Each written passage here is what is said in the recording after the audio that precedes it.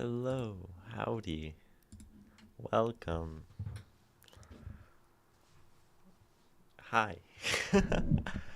It's me. I'm reading poetry today because nothing ever happens and nothing ever changes.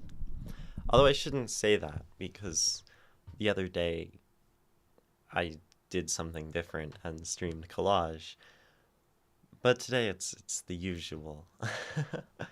uh, we're gonna read Harlem by Langston, which is pretty dope. Uh, It's a very short poem. I didn't realize it was short. I'd never really read it or looked at it. I kind of figured it was just longer for some reason. So it'll be interesting to see how much time we can spend with a poem that's short. Um, Welcome Callie first. Prompt, quick as always, loyal and dedicated. And Nikki, hello as well. Um, Yeah, it's been so long since stream 2 days ago. But I guess things have happened. I've been really stoked about Substack since about for the last 5 days. I've been I've been uh I've been really digging Substack. I think it's cool. And of course mine is small and that's fine. And but I was kind of looking around at other people's things, and it does actually seem like a pretty good platform to read things of value. And it's actually because I was looking at someone uh like like a content creator on YouTube. His name's or he's on all the platforms, but I was watching an interview with him on YouTube. His name's Adam Alexic, etymology nerd. He's super cool, and I saw that he had a Substack, and I'm like, oh, I like the things that this guy talks about, but I don't really like that a lot of his stuff is short form content. And I'm like, oh, he has a place where he just writes in more detail, which is really exciting. And I kind of went down a slight rabbit hole of a few other people's Substacks, and it is kind of a cool place. So I'm gonna be trying to write more. I posted one yesterday, and I posted one a few days before that, and then I'm working on two pieces right now to post on there. One is a review of a movie, the 7-hour movie that I went to last week called Satan Tango. The other is a little piece about uh, tongue twisters as a poetic practice technique. I've really enjoyed the idea for a while of isolating specific skills uh, to practice poetic things. So the tongue twister as a pure practice in alliteration and then also technical performance. Uh, the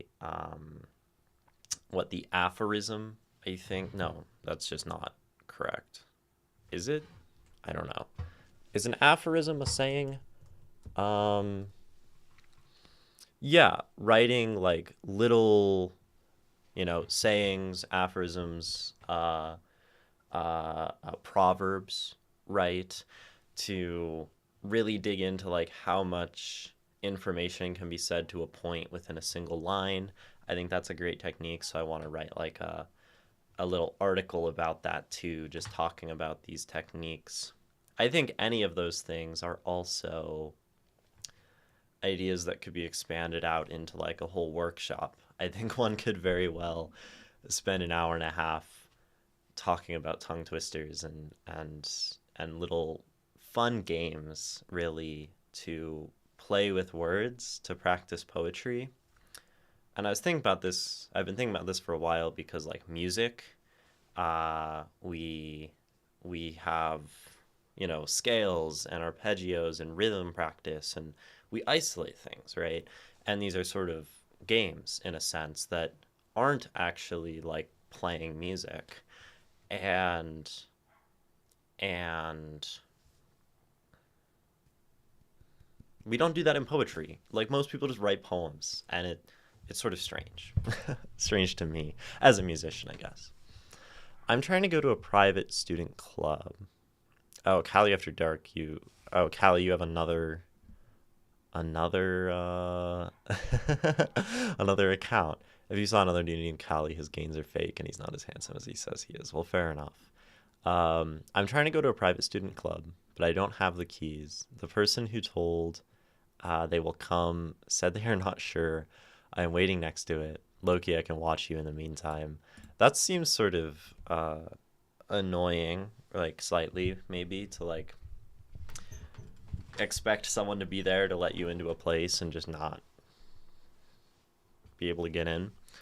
But I feel like those things are chances to spend the time waiting in an interesting way. Waiting is a fascinating concept to me. Oftentimes I'm made to wait in, the lobby of a doctor's office before an appointment, or I'm waiting like for something, And I've always found it very difficult to write while I'm waiting because it's this weird like liminal space. I've always found waiting to be a really fascinating experience just in itself. Give me your Substack. You say, Callie? Sure. Let me try to arrive at my Substack. Um, how do I, uh, how do I, how do I get there? I'm like really bad at this thing. How do I, like, I just want to share. I'm getting there. I will send you my Substack.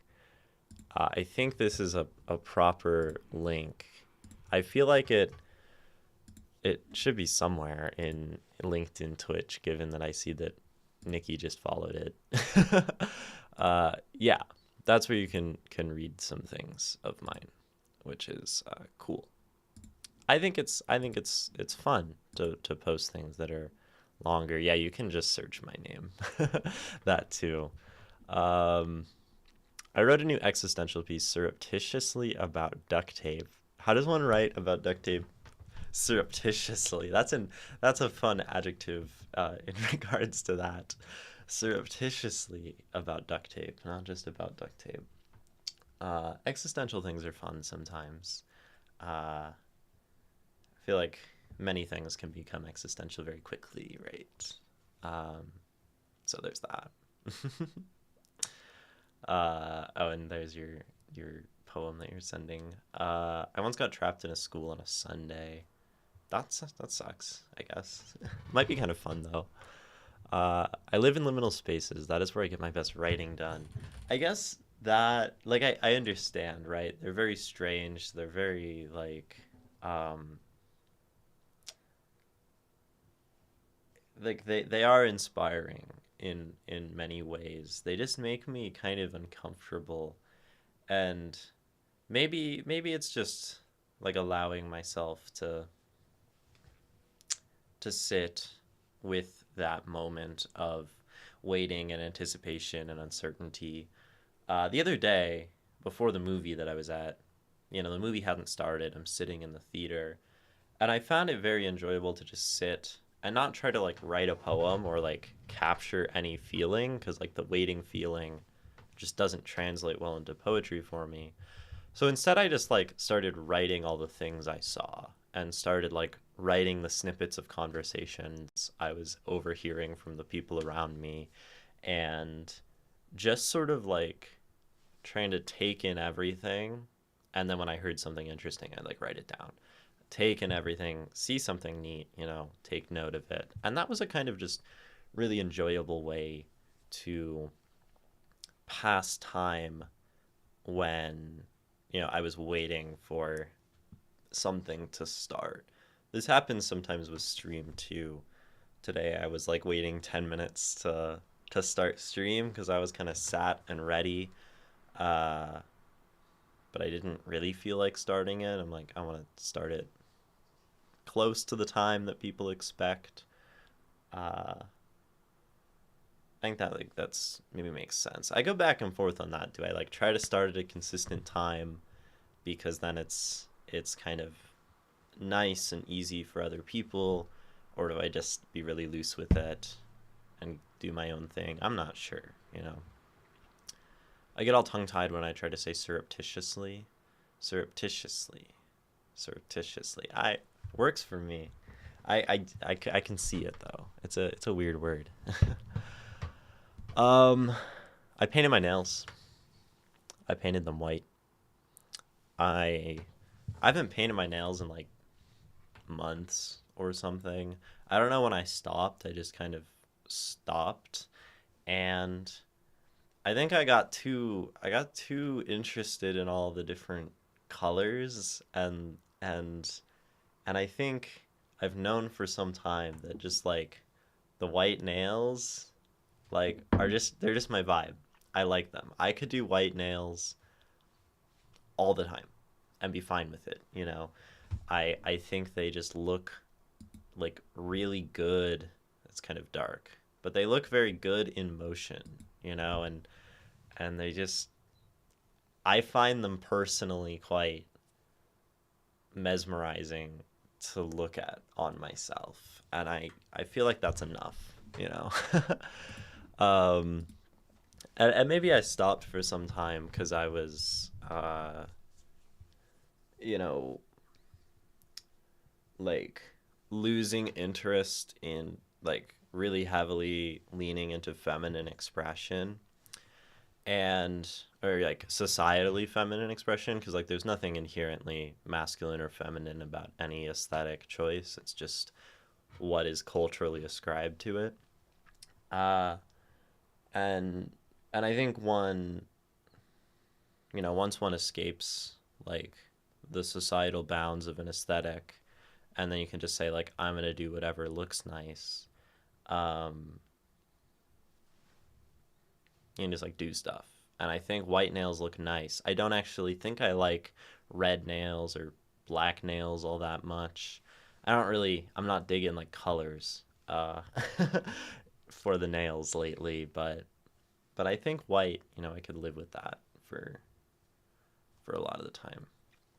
It's also sort of a futile effort. It's an exercise in futility to paint my nails because I go rock climb and then they chip off, and I don't bother to like do to like make them nice or anything or be very careful with them or do like a top coat, because the inevitable outcome is that I will just go climb and then the nails will be dead, and and I just have to live with that. So it's sort of it's nice. I think exercising futility is a good thing to do, just in general. Um, it can be very satisfying and validating to recognize that most of the things we do are inherently laced with some sort of relationship to failure or loss, and then when we just like accept that something is impermanent or accept that something will crumble and fall apart, uh, it can be deeply liberating. uh, I think an excellent practice is to write something or make a piece of art and then to burn it, knowing that you will burn it. And then it's like, why am I making this thing? I think it's a thought provoking act, uh, because our lives are pieces of art destined to go up in smoke, right? Uh, and and I don't know, engaging with that thought is neat. It can be fun, not fun. I don't know. It can be helpful, cathartic. I'm not sure of the particular feeling, but I don't know. Here's a poem. Here's Harlem by Langston Hughes. Uh, it is very short, as I said already. Very simple. And I was reading a little bit about Langston Hughes, and simplicity is something he really like leaned into in his art, in his writing. He had like a series of stories about a character named John B. Semple, which was shortened to Simple. Um, Very, kind of obvious wordplay here. Be simple, right? Um, and this is something that is pretty consistent throughout Langston's work. Snappiness, simplicity, punch, uh, being very like to the point. Uh, and that's like a useful piece of background. He was uh, so he was black in like the 1920s. I don't know the date of this particular poem, but that's the era of the Harlem Renaissance when, African American or black art in America uh, really began to like take off in a popular capacity. There was art happening, in America long before that from black people, right? Just um, in terms of, spirituals and song and dance and writing and all of this stuff was happening, right? But it was the Harlem Renaissance, which occurred basically after emancipation, right? And then all of these people from the American South, let's see if we can do something roughly America. I don't know the East Coast very well. What's here? It just kind of goes up, I feel like. And then there's like this stuff. um, you have like the American South. Um, and once emancipation occurs after like the Civil War or whatever, many freed slaves start to go from the South to the New York to the North, particularly to New York City, right? Harlem, and this is where we get the Harlem Renaissance. You have all these people now free to create art, free to express themselves, and of course they still faced a lot of prejudice. They still faced a lot of hate, racism. Langston Hughes certainly was very, abused by the critical world, so to speak. He was loved by the common people, right? Um, uh, but yeah, they go to Harlem, and this is where we get like, uh,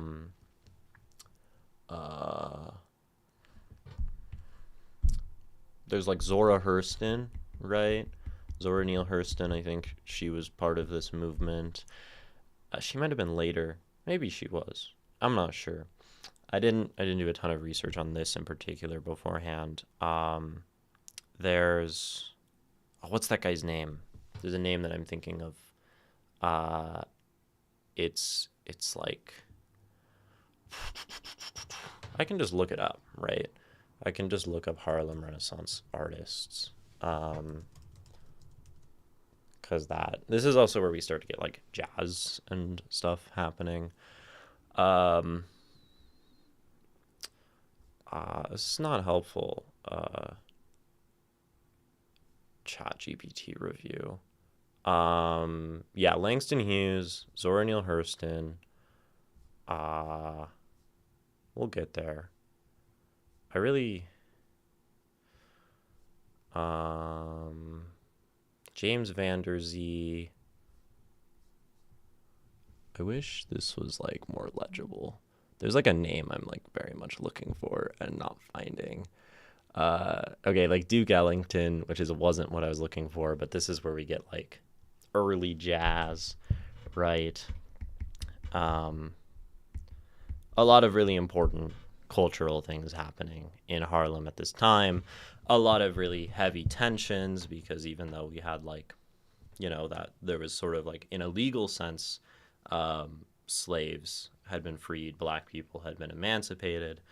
This is also the beginning of like Jim Crow in the South and continuing prejudice against black people in America for like, you know, until present, right? It has not ended. Um, uh, and, you know, I mean, we even see books in the modern time, titles like The New Jim Crow, because we still exist um, in this country very much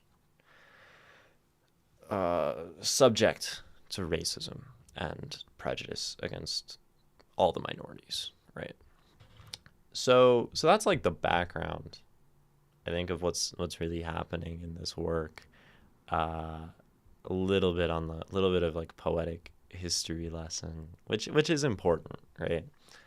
If we want to understand something, it can be really useful to understand the cultural context. You heard about this in high school, Callie. Yeah, I did too, and and it's probably worth my while to do a little more research on all of this and really understand this history, because I would say generally my knowledge here is limited to what I remember from learning in high school, which is, you know, pretty decent, and like a little bit of a refresher before this stream. So I'm not an expert by any means on this kind of history, but, you know, we try. Lotus, I got an offer from a developmental editor on Reedsy. They said they really like the premise and stuff. That's really awesome. I'm glad that's going well.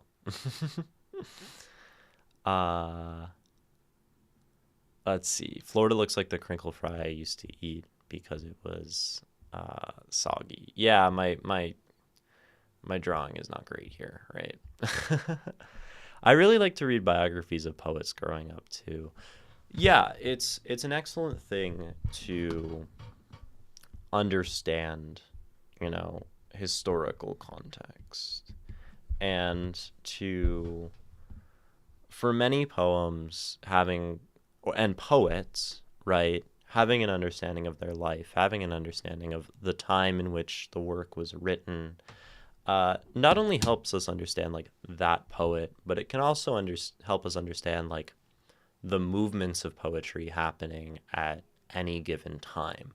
Understanding, you know, Ginsberg and his life and his context helps us more deeply understand like the beatnik movement. And if we understand the beatnik movement, that actually helps us understand like the art happening in the black arts movement. And the beatniks also help us understand like free verse and like more modern approaches to where we are now. I think, you know, understanding what Shakespeare was doing helps us understand the people who were after Shakespeare, helps us understand the people who were after them. And reading about individuals can be, you know, a very valuable way to like dive deep into something and then have that sort of reflect into the broader cultural context of what's going on. If there are any you recommend or remember, you know, particular, if you're talking like book length biographies, I would certainly be interested, right? I I think it's something I could read more. It's something we could all read more of, is just understanding history and context, because, you know, we exist within a world built on everything before us. I mean, that's why, you know, I'm reading stuff like this. And in starting to understand what came before, you know, like these poets before us have done a lot of work to push the form and the medium forward to where we have it today. And understanding like the artistic innovations that they made and the choices that moved the form forward can help us as well, I think, innovate and make change and push the barriers of what art can be in a modern sense, in our own time right here and now. And the present is inextricably linked to the past. So reading present things, reading past things, it sort of unifies us in a contextual sense. Mostly neurotic poets. There was a website dedicated to them. OMG, I found the website. I thought it was down. This is so nostalgic. That's always fun to find something like that. I've read a lot of the confessional movement since I tend to write that way. It's so tragic. Yeah, I mean, many poets are lived very tragic lives. I don't think we have to, right? I think we can move away from that in ways. I don't think, tragedy is like requisite to great art, though oftentimes they sadly exist together. And, I guess Langston Hughes, for example, he didn't necessarily like die tragically. He lived fairly long, but he was very not liked by a lot of people in his time, by critics, by other black artists, as far as I was reading. So there's tragedy in that, right? There's all sorts of ways that things are tragic. I do not plan to go the way of my many confessional forebears. I'm glad. I would encourage you to not emulate those sort of actions.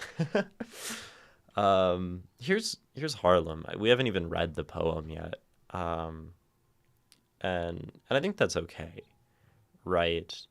A great deal of analysis can be done on a piece of art, sort of without the piece of art. One placing that piece in its context before reading it can be extremely helpful.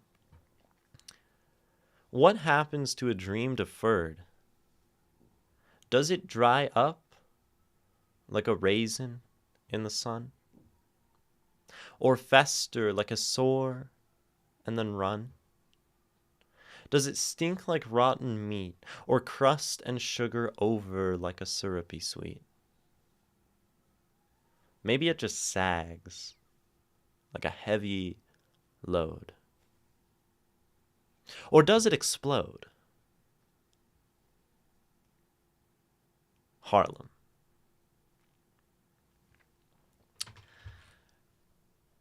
Very short, very snappy. We have some very evident like rhythmic things happening in this poem. And this makes sense, right? Langston Hughes is really like uh the great grandfather of like the slam tradition, of the hip hop tradition. Uh his writing would go on to influence the poets of the Black Arts movement. They would go on to influence, you know, more or be more like heavily spoken word and like jazz influenced poets. And then this is where we like go into hip hop, rap, these kinds of things. So, we have this, sun, run, this meat, sweet, load, explode happening. We have these like end line rhymes, but there's also like a lot of really cool and very like efficient, so to speak, like things happening within, where like we're doing dream deferred does dry, right? And we have, you know uh or happening with sore. We have, mm, does it stink like rotten meat, or crust and sugar over, da da da da da, even like sugar over, or even like kind of feels like over, um and sink, crust, sugar, syrupy, sweet, like there's this s thing happening throughout sags.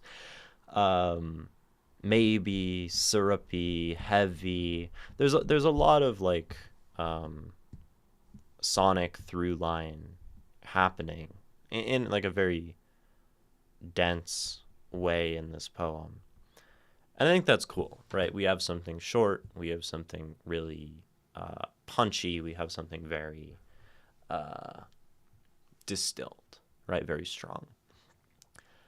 And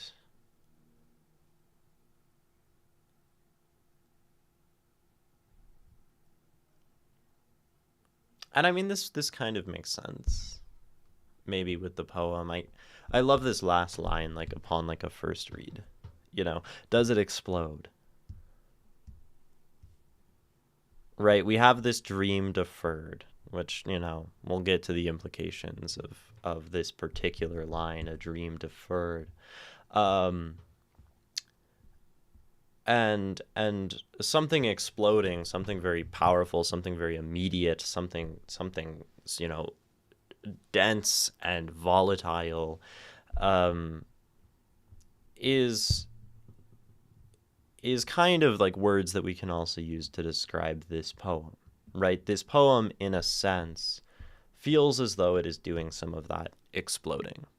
And having some historical context is helpful here. The fact that this poem was written, sometime in the uh, early 1900s, right? We can actually look up the exact date just to be um, certain about it, right? Um, Harlem. When was this written?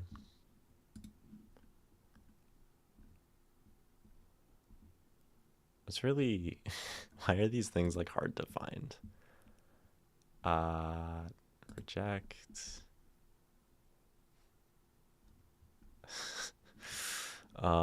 It's hard to find a set date for like when. Can I just do date?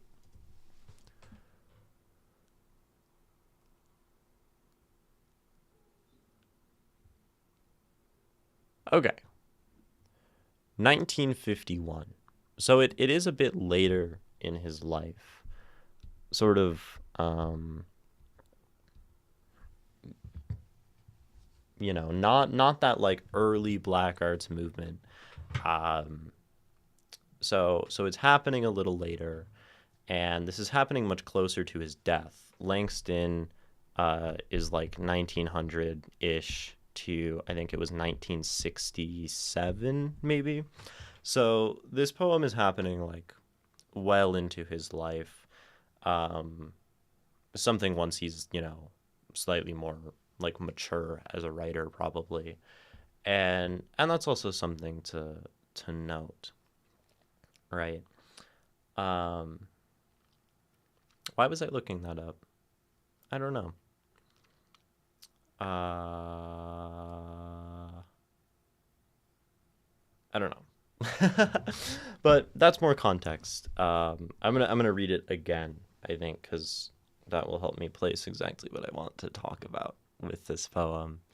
And I have plenty of time to figure that out. I think there's a lot to think about with this poem, and it is sort of unassuming because it's like 13 lines long or something like that.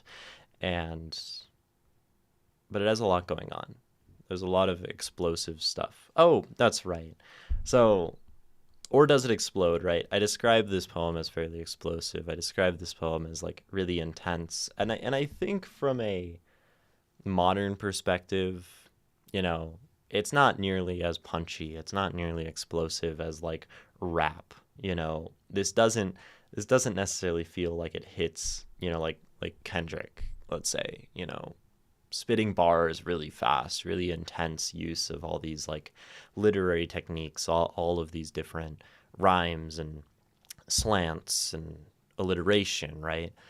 But we have to understand, right, with the cultural context, this is happening like before any of that existed. This is happening heavily as like a precursor to all of that. And, um, the simplicity and sort of carnality of some of these images festering like a sore rotten meat, sugar, right? These very like carnal things, uh, along with this, you know, uh, really blunt and blatant kind of rhyme scheme, probably would have been very new and very subversive and very unexpected at the time.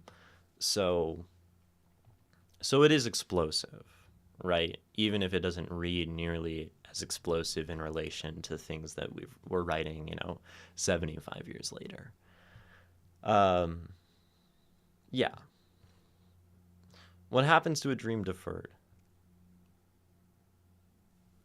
Does it dry up like a raisin in the sun? Or fester like a sore and then run? Does it stink like rotten meat, or crust and sugar over like a syrupy sweet? Maybe it just sags like a heavy load. Or does it explode?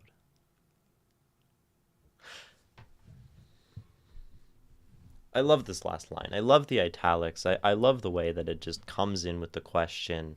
And it does follow this structure, right? One, two, or, one, two lines, or, right? And then and then we actually have three lines and an or, which makes it jump out a little bit. Like we've subverted the own expectation that we've set up, because we've done two lines, then an or, two lines, then an or, and then we hit two lines, and then we don't get this like or something else. We get another line, and it feels punctuated. It feels ended. We've like satisfied that sort of structure, and then we jump out with this final thing, this or. We it's as if it comes out of nowhere, as if it explodes, as if it was lying dormant and then kind of emerges in this way. And I think it's really important to understand like the dream that we're talking about, and why this is powerful. Why is it powerful that a dream can explode in this way when it has been deferred, right?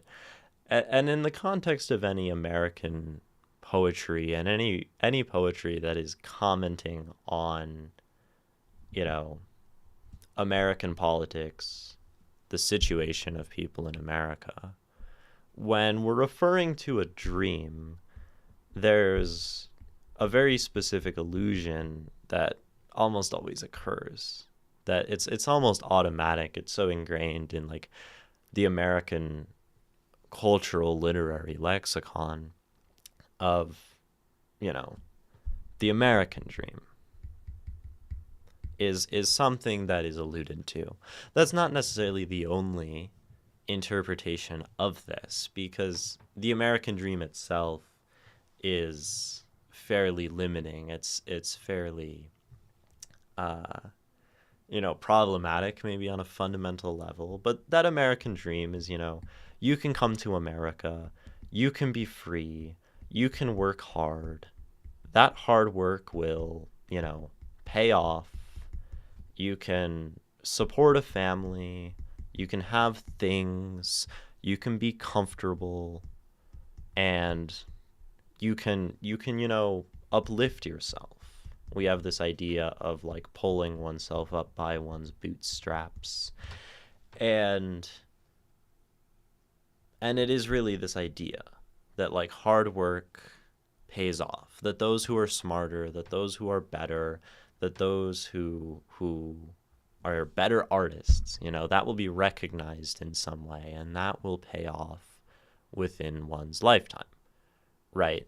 And I maybe words that sum it up, right? Like merit, or even just the idea of like entrepreneurial capitalism, right? If you have the best ideas in the marketplace, if you have the best art, it will rise above everything else, and you will be rewarded for that. But that's a narrative. That's a arguably even like a propagandistic narrative supporting America, something that is an ideal, and isn't necessarily true, and throughout history certainly has not been true um, for many people, and it has been less true for certain people and more true for others, where, it's easier for the rich to get richer with less work, and it's harder for the poor to get richer, for the marginalized to get richer, for those who look different to get richer, right? Um, this poem directly influenced MLK Jr. I mean, that makes sense, right? Um, I have a few of Martin Luther King's books, and they are like high on my list of things to read, but I haven't read that much of his stuff, and it's sort of a problem. But I'm young. I have plenty of time to read a lot more things. um, so, right, we have this ideal that has been deferred, right? It's been put off. It has, I mean, we can even get a direct definition of deferred, right? Oh, put off is what the internet tells me, for a later time to postpone. Uh, and we also have like, um, yeah, it's put off, it's postponed. So like we had this dream, we wanted this dream to happen, to be recognized immediately, and it has been deferred. So we have an idea of the American dream, right? The American dream that we can work hard and then we will like be able to support ourselves. If that dream is deferred, right, one works hard, one does not. I think there are other dreams, maybe other dreams that are more justified within the context of this poem that this might be referring to, though they are like sort of similar in nature. And one of those is certainly, right, the dream of emancipation. By 1950s, right, this would be a little different if the poem was written, like, let's say, in the 20s. Maybe. I don't know. By the 1950s, like, Jim Crow laws in America and, like, lynching and the KKK are firmly enshrined in, America at this time. And the dream of emancipation, the dream of like the freedom of Black people in America, has somewhat failed, right? And like advances have been made. There is not just like purely just slavery happening in the country anymore. Like that's somewhat been done away with, arguably. But the dream and the ideals of the emancipation and all of this, like all men being equal, all of these possibilities, these freedoms, haven't been achieved in the way they were promised, in the way that people hoped. You know, those who had land quickly had that land taken and were forced to be sharecroppers, like these kinds of things. So, right, this is the context we have, and this is, we can,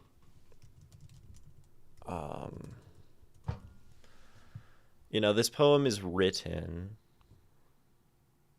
basically right before, like, sort of the official dates of the civil rights movement. Just quickly looking it up, and I hate that AI is giving me an overview. 1954 to 68 is the dates here of, like, the civil rights movement officially. And, not knowing the exact history, if this is when the civil rights movement began, things were probably getting worse and worse and worse and worse until the breaking point where that truly, like, shifted and occurred, right? And, all of this time, was like segregation, Jim Crow, lynching, etc., etc. And that means probably as we get toward like 1951, it's just looking more and more like the dream that was promised to, the Black man in America had failed and was not was not happening, right? Um, and it's fascinating because it makes this poem prophetic in a certain sense, you know, not to be, not trying to be like super, uh, aggrandizing of it, but right. Or does it explode? Does that dream that has been deferred, that has been beaten down, that has uh, not come to fruition, does it go away like all of these things? And we can talk about the meanings of these individual things probably for a long time, right? Does it fail? Does it sag? Does it sink? Does it collapse? Does it dry up? Or does it explode? And this is written 3 years before, like, it truly was exploding. Um, and I mean, there were things happening, you know, pre-civil rights movement as well, of course. Um, but it almost points ahead, right, to what would happen, which is pretty incredible from like the standpoint of the cultural context of this poem. And it also inspired the play A Raisin in the Sun. I love how poetry can inspire things. Yeah, and I think that speaks to the value of looking at art in the context in which it existed. Even my analysis here is very limited by my far too limited knowledge of this time period and what happened before and what happened after. Like, I have some idea, but you know, quite honestly, all of this, like, quote, teaching is very imprecise, right? And the context of something is really important because art influences each other. Events, political events, uh, events, politics, um, art. What else happens in the world? Uh, like, just any kind of cultural movement, any kind of like shifts in where people live, right? Maybe that fits within events. Maybe that's too broad, but like migrations of people, right? When people go north, the Harlem Renaissance happens. All of these things are like interwoven and all affect each other, and art affects other art. Politics affects other politics, but politics affects art, affects culture, affects the way that people move, affects all of these things. Economics, all of these things are intertwined. And the more time that we spend uh, understanding these things, understanding these histories, the more value we can potentially pull, the more understanding, the more kind of communication on that level we can pull from a piece of art. And I think that in itself, like this line, or does it explode, is a really excellent illustration of like why we should understand history as it relates to art. If we don't understand the dream deferred and we don't understand the political climate that it is boiling and it is about to spill over and it is about to explode, right? This poem doesn't make any, like, I mean, we can still understand the things literally, right? When we have a hope that we hope for and we don't get it, does it go away? Does it get sweeter and saccharine? Does it fade into obscurity? Does it come back at some point? Like, that's the structure, but that's not nearly as impactful as this poem, as it relates to the political context, as it relates to Harlem, right? And that's a reason, I think, to love this title, is if we take out the title Harlem, right?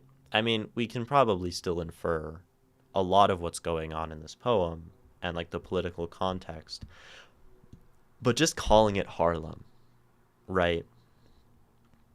Where is this dream deferred happening? In Harlem. Where is it about to explode? In Harlem, right? Where are people sagging under the heavy load of this deferred dream? In Harlem. Where are people drying up and losing hope? Where is it hurting and rotting, right? Harlem. And by extension, I mean, Harlem at this point, right, is a center of black art. And that means that essentially, right, what this is saying is, where is this dream being deferred within the minds of black people in America? And Harlem stands as a symbol, right? Symbol, literally, poetically, for just, blackness in America. Any black community, any place where these things are happening. That's why I find it so comical when people say to keep politics out of art. Art is political on so many levels. Yeah, and really, like, everything is political, right? Everything is political, and everything is art, and everything is cultural, and everything is influenced by the conditions happening around it. Like, this is just how humans and minds work, right? Where we're like making all these connections between the contexts in our lives. And like,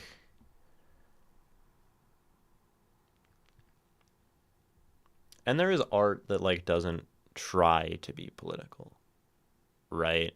It doesn't set out to like advocate for something and like really call to mind specific issues. And I do think that's what people mean probably when they talk about like, keep art from being political. It's really, I don't want activism in my art, right? I think this is like the division that some people want, because they want the artistic experience to just be one of like, I don't know, like pleasure. Like they want to have pretty things and beautiful things, and the reality is that activism is ugly, and the things happening in the world are painful, and like activism really like undermines this desire that some people have, right? That they just want something enjoyable. They just want to sit down and watch a movie, watch some like Marvel slop, and have it be like a fun, relaxing event. I think that just speaks to like, some amount of like stuffing or like, pulling the wool over one's own eyes, some amount of like blissful ignorance, which, right, it's like intellectually lazy to say something like that. It's closed-minded, it's small, and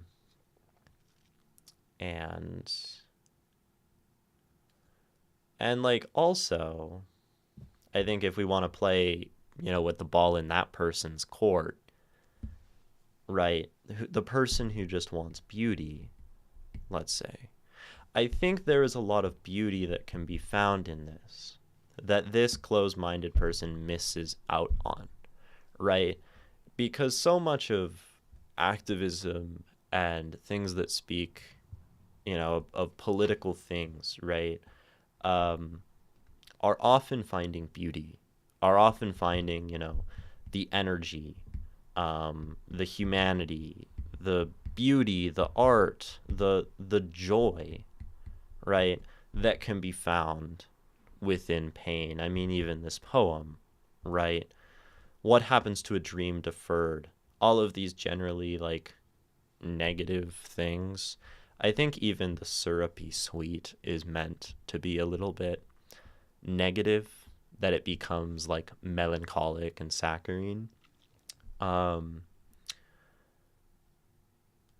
right. But then this poem has this really charged, does it explode? And this is so empowering. It's so energizing. It's so forceful. And this, the beauty of does it explode doesn't exist without like the contrast of the things that it's set against.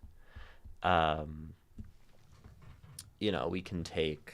I'm trying to think of a good example of this.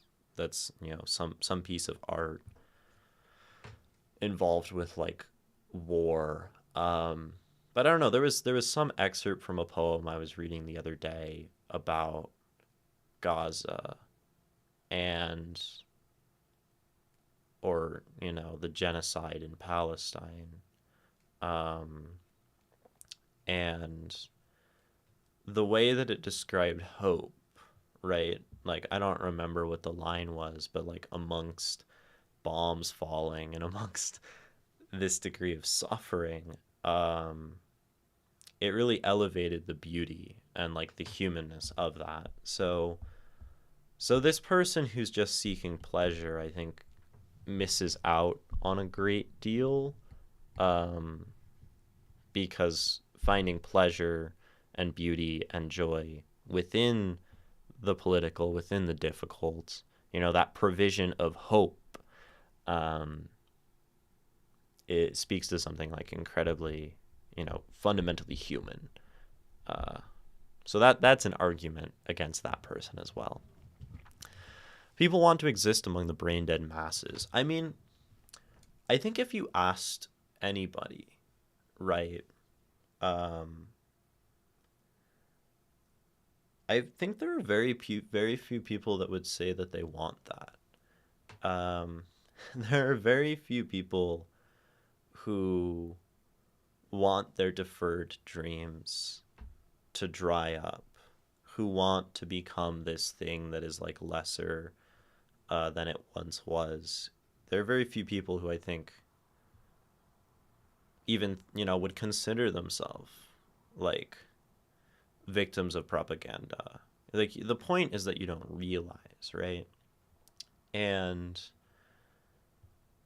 and the brain deadness is like the stamping down of like the explosiveness in people. It's the drying up of people.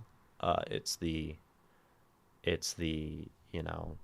maybe turning into something sweet and blissfully ignorant, right?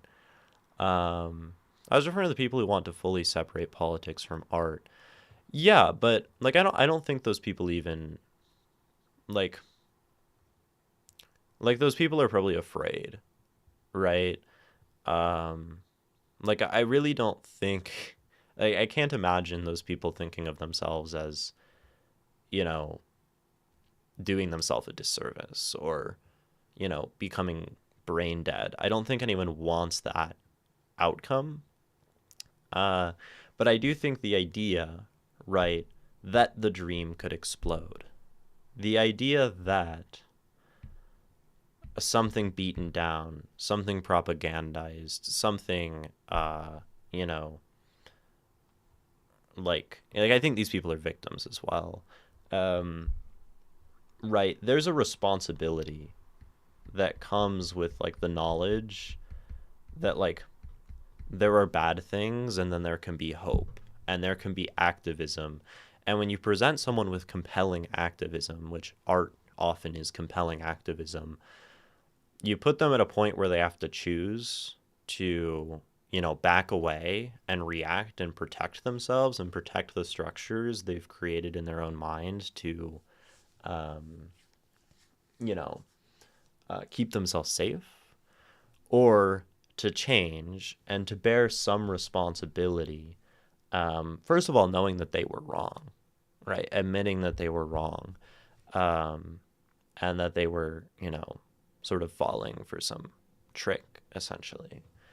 Um, but then also, like, probably then one takes on some feeling that they should be doing more, that they should be engaging with that activism, that they should be part of this explosion.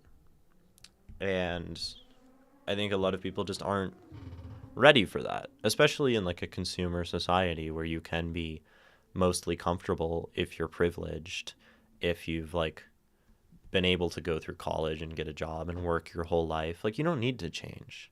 Like it's harder, right, to be socially responsible than it is to be happy. And then, get politics out of my art occurs, right? um and that's all very sad, right? And I try not I try to keep compassion for those people. Um and of course like they are making bad choices continually and choosing to not change and choosing to not grow. Um but you know, there's a chance, right? There's still a dream under there in every person that might explode, and that's what we hope for, right? And I think then even this poem speaks on a very human, a very immediate level in that way. Um, whereas some people, right, actually like talk about the text a little bit. Um, what happens to a dream deferred?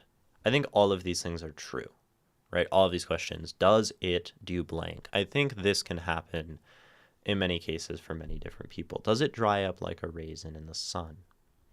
You know, when that dream is not realized,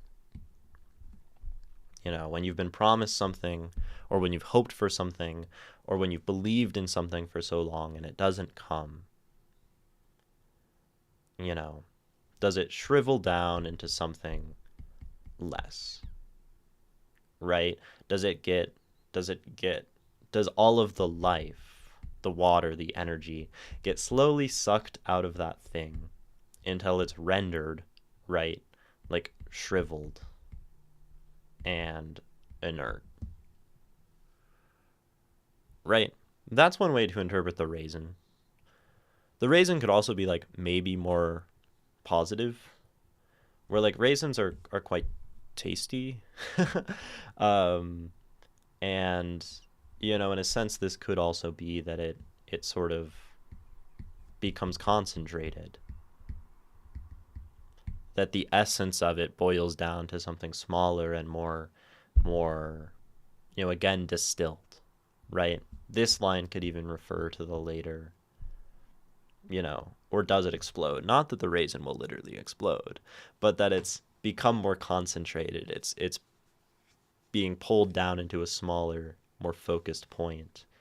Um, or does it fester like a sore, then run, right? And this speaks to the pain that like inevitably occurs when you hope for something, when you dream for something and it does not happen, right? Does that hurt just get worse and worse, um, and like cause one misery and ache,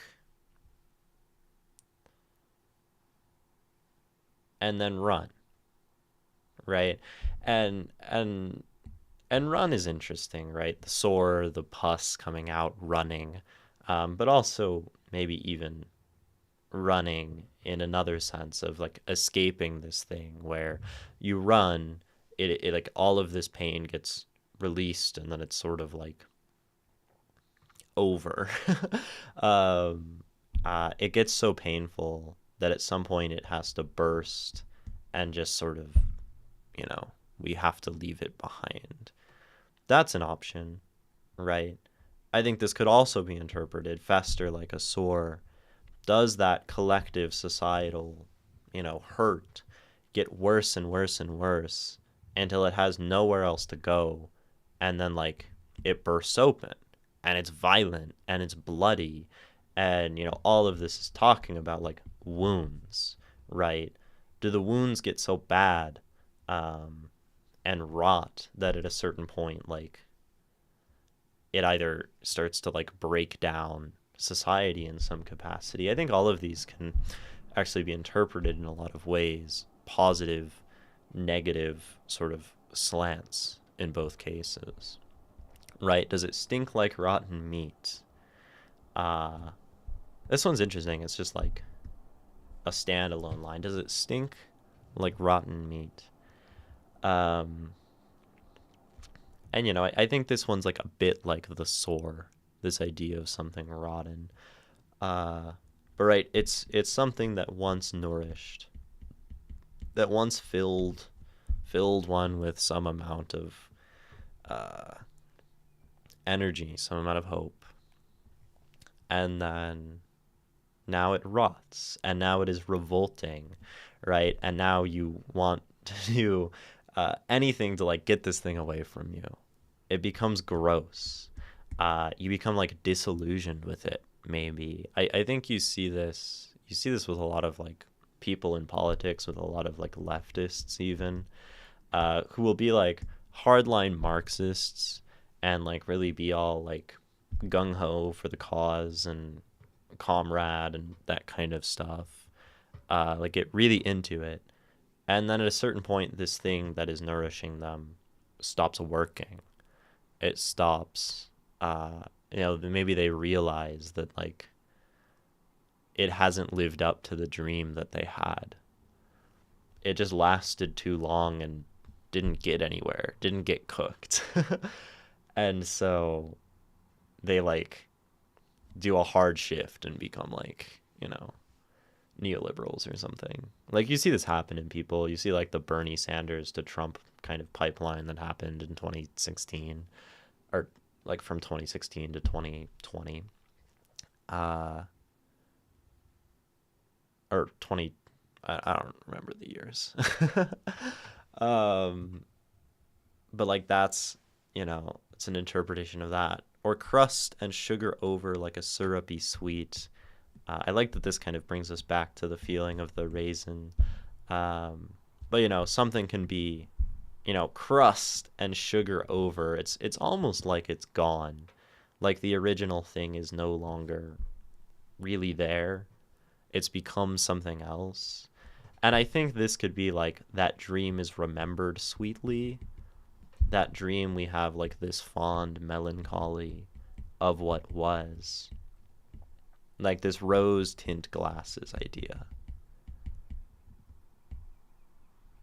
But it's not the same, right? A dream is more than something sweet. A dream is more than something simple and enjoyable. A dream goes beyond that, right? A dream is fresh meat, cooked meat that fills.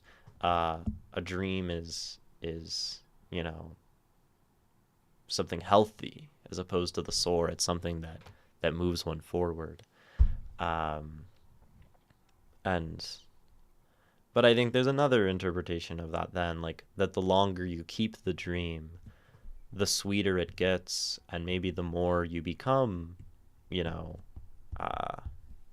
like attached to it, and it attaches to you, where it gets sweeter, it gets better. The longer you hold the dream, the more powerful it kind of gets.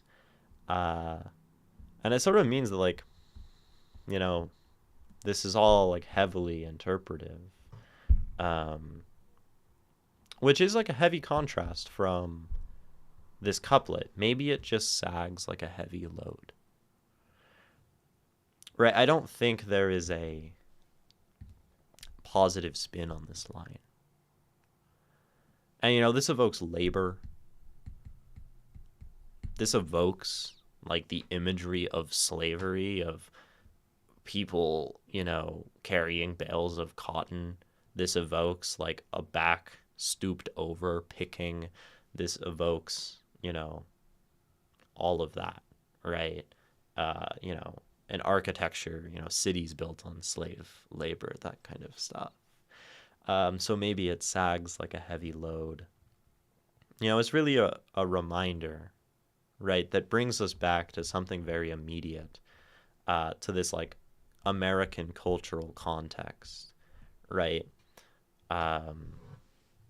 Where in a sense, American politics, like rights at this time, like by 1950, had sagged all the way back to a time that was starting to resemble, you know, pre-emancipation America. Jim Crow got so bad that like people could just be lynched. They could just be killed for arbitrary reasons, and couldn't be fairly represented in court, and thus could just sort of be manipulated and abused by white society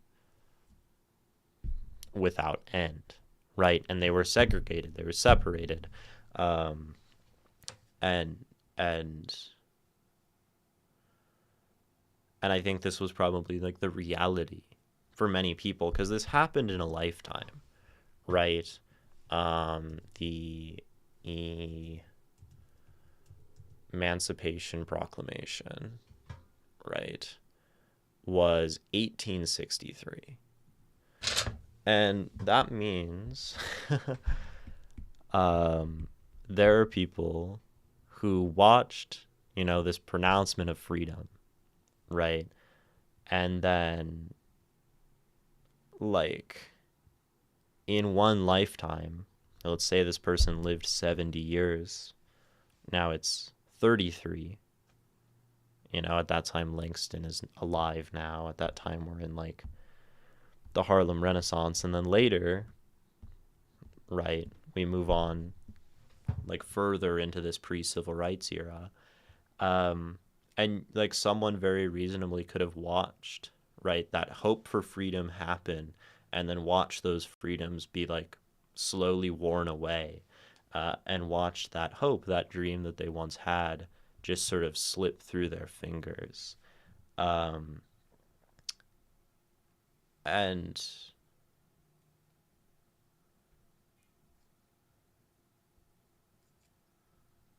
I mean, how tragic is that? um, it's like deeply, deeply horrifying. People really do forget how little time has passed. Yeah, right. I mean, this was 75 years ago, right?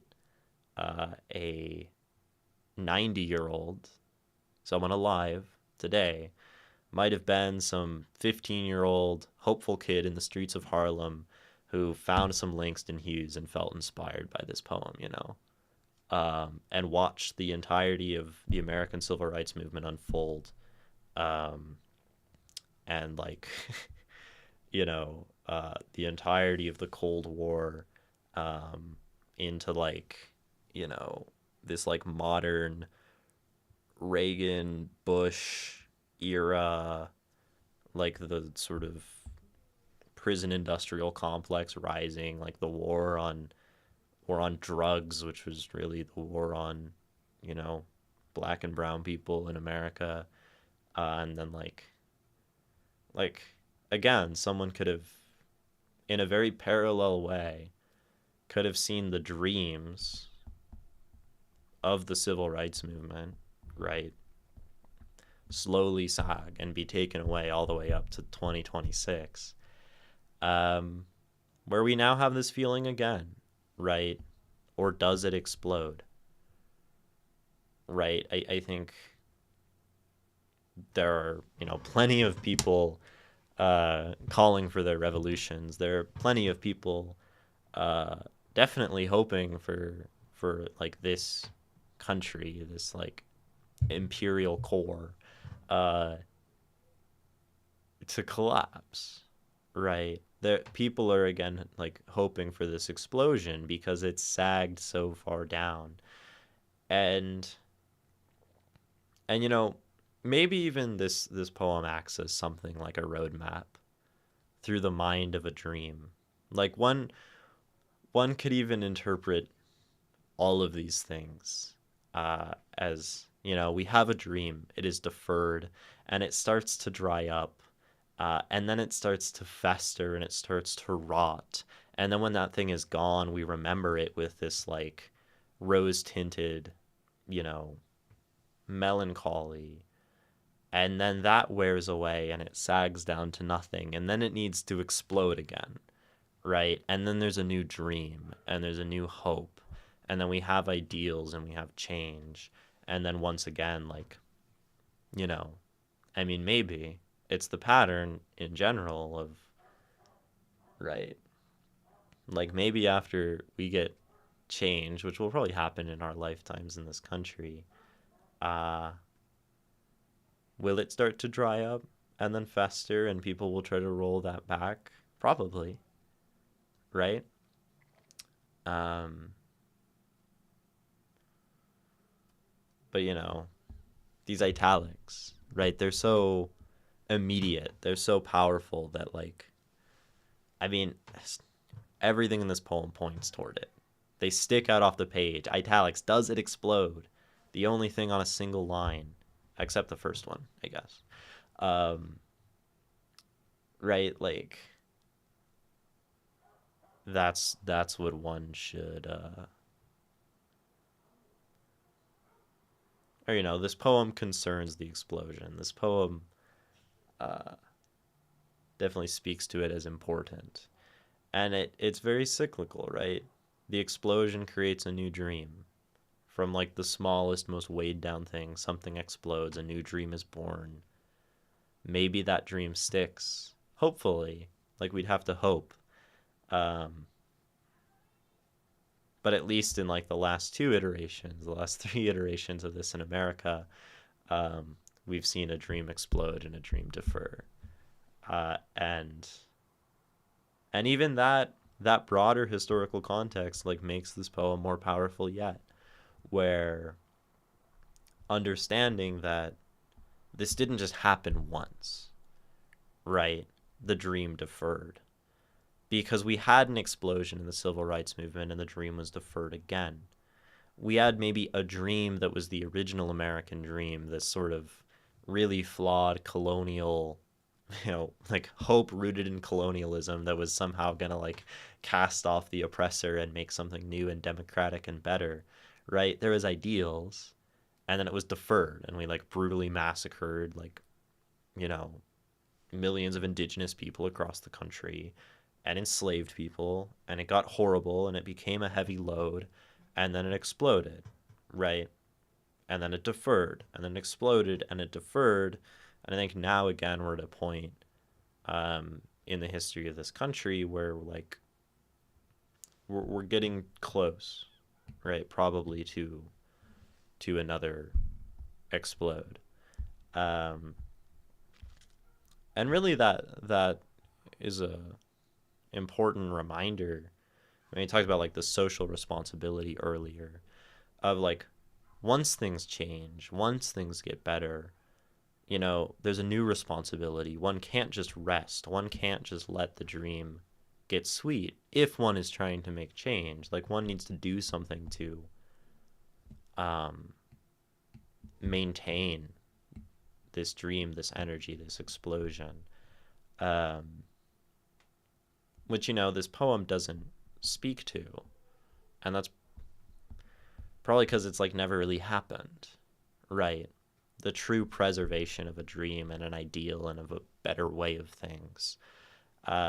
Maybe it's impossible, right? Maybe a dream is always deferred. I'm not sure, right? That's up to one's own idealism or realism or optimism or pessimism, whatever you want to call it.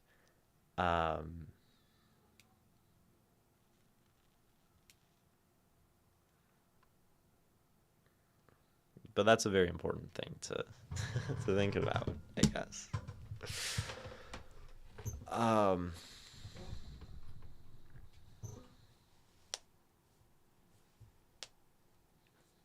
This poem is excellent.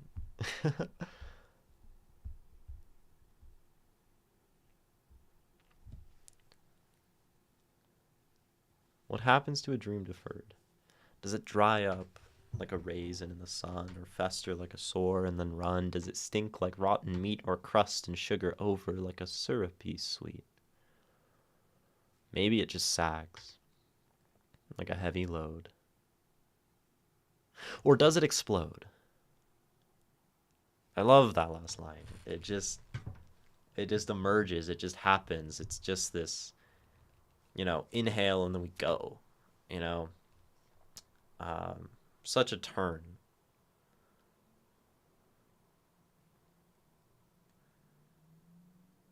Yeah, it's great. um,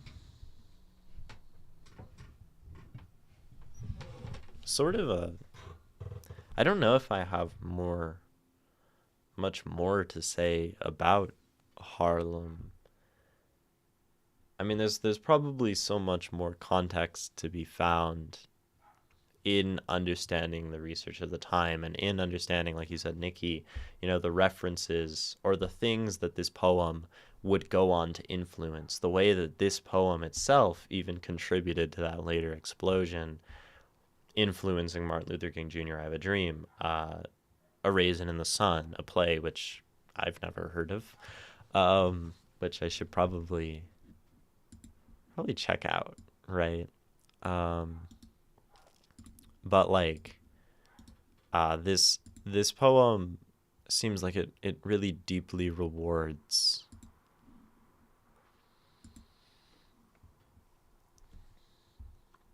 placing it within its own context, but then also using it as a map and a way of understanding one's immediate political context and one's own relation to hope and social change and activism and and acting as an inspiration for all of those things, uh,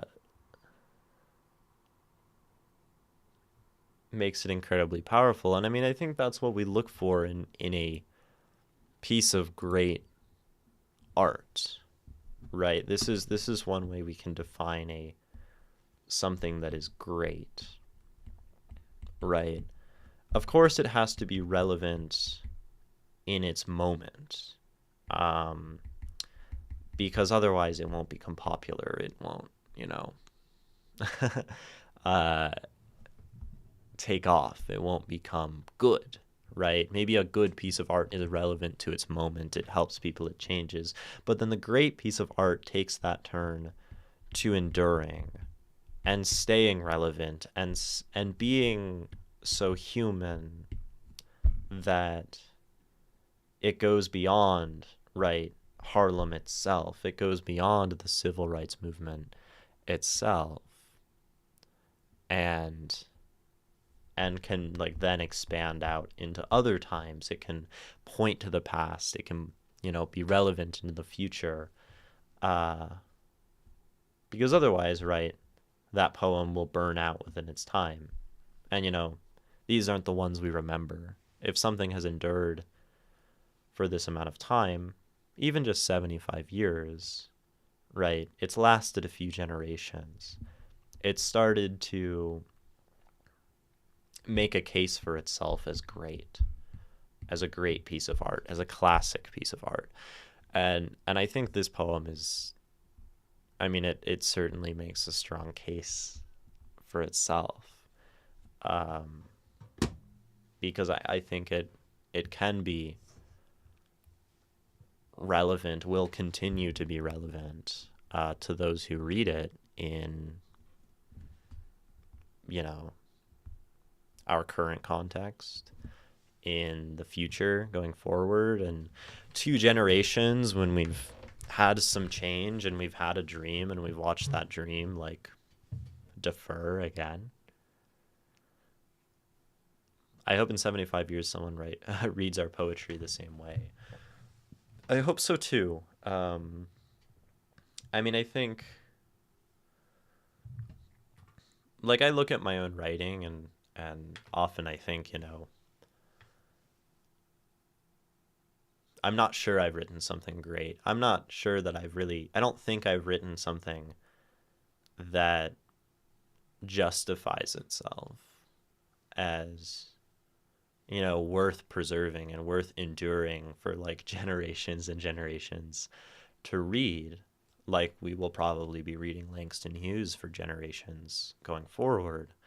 Um, I think it's very hard to do, and I think it requires an immense amount of, probably dedication, probably understanding of humanity, patience, right? Artistry, intuition, presence, engagement in the world. Um, right, and this is also why we can't, close ourselves off from politics and art, right? I mean, let's say we're pursuing greatness, which we don't have to pursue greatness, right? But if you want something relevant to your time, right? Something that can be known, something that can be powerful to many people, right? You have to engage with your time first. Um, and if you fail to do even that, then, and the culture of the time, culture is very political, right? Again, all that influences everything. Um, if you don't engage with your moment and then your moment in relation to like the moments outside of it maybe, and or fundamental humanity, or like the through lines of truth, then yeah, if I don't do that, I'm not like someone in 75 years won't read my poetry that way. I mean, I might be alive in 75 years, so there might just still be people reading my poetry. I would like to be alive in 75 years. uh it'd be so cool to make it to 2100, right? um but you know um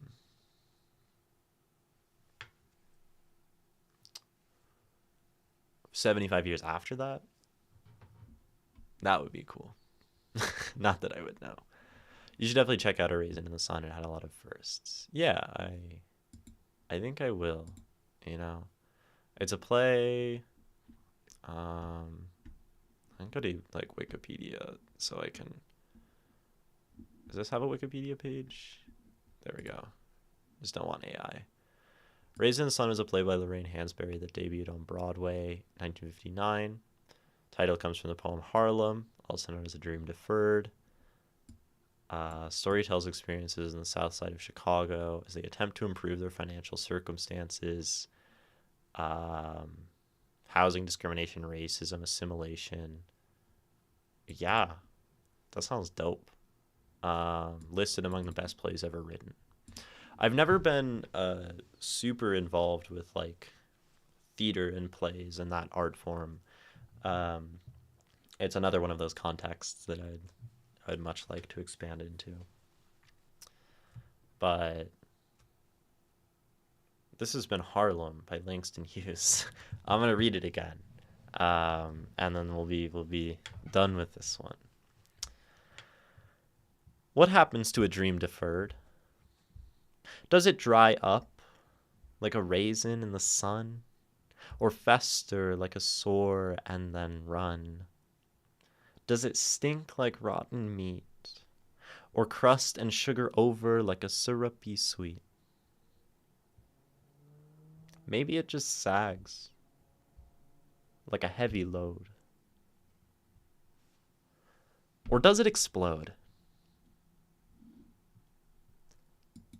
Harlem by Langston Hughes. Yeah, that poem, incredibly relevant now, will continue to be. Um, what a joy to read that, and to be able to have that art preserved, and art like that endured against odds, against discrimination of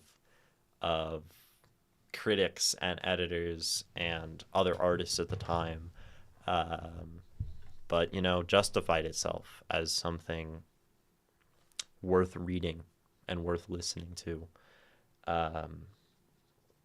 That's a treasure.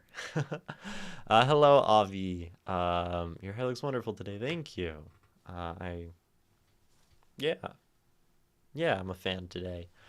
I feel like the hair, my hair game has been pretty consistent most of the time, where um,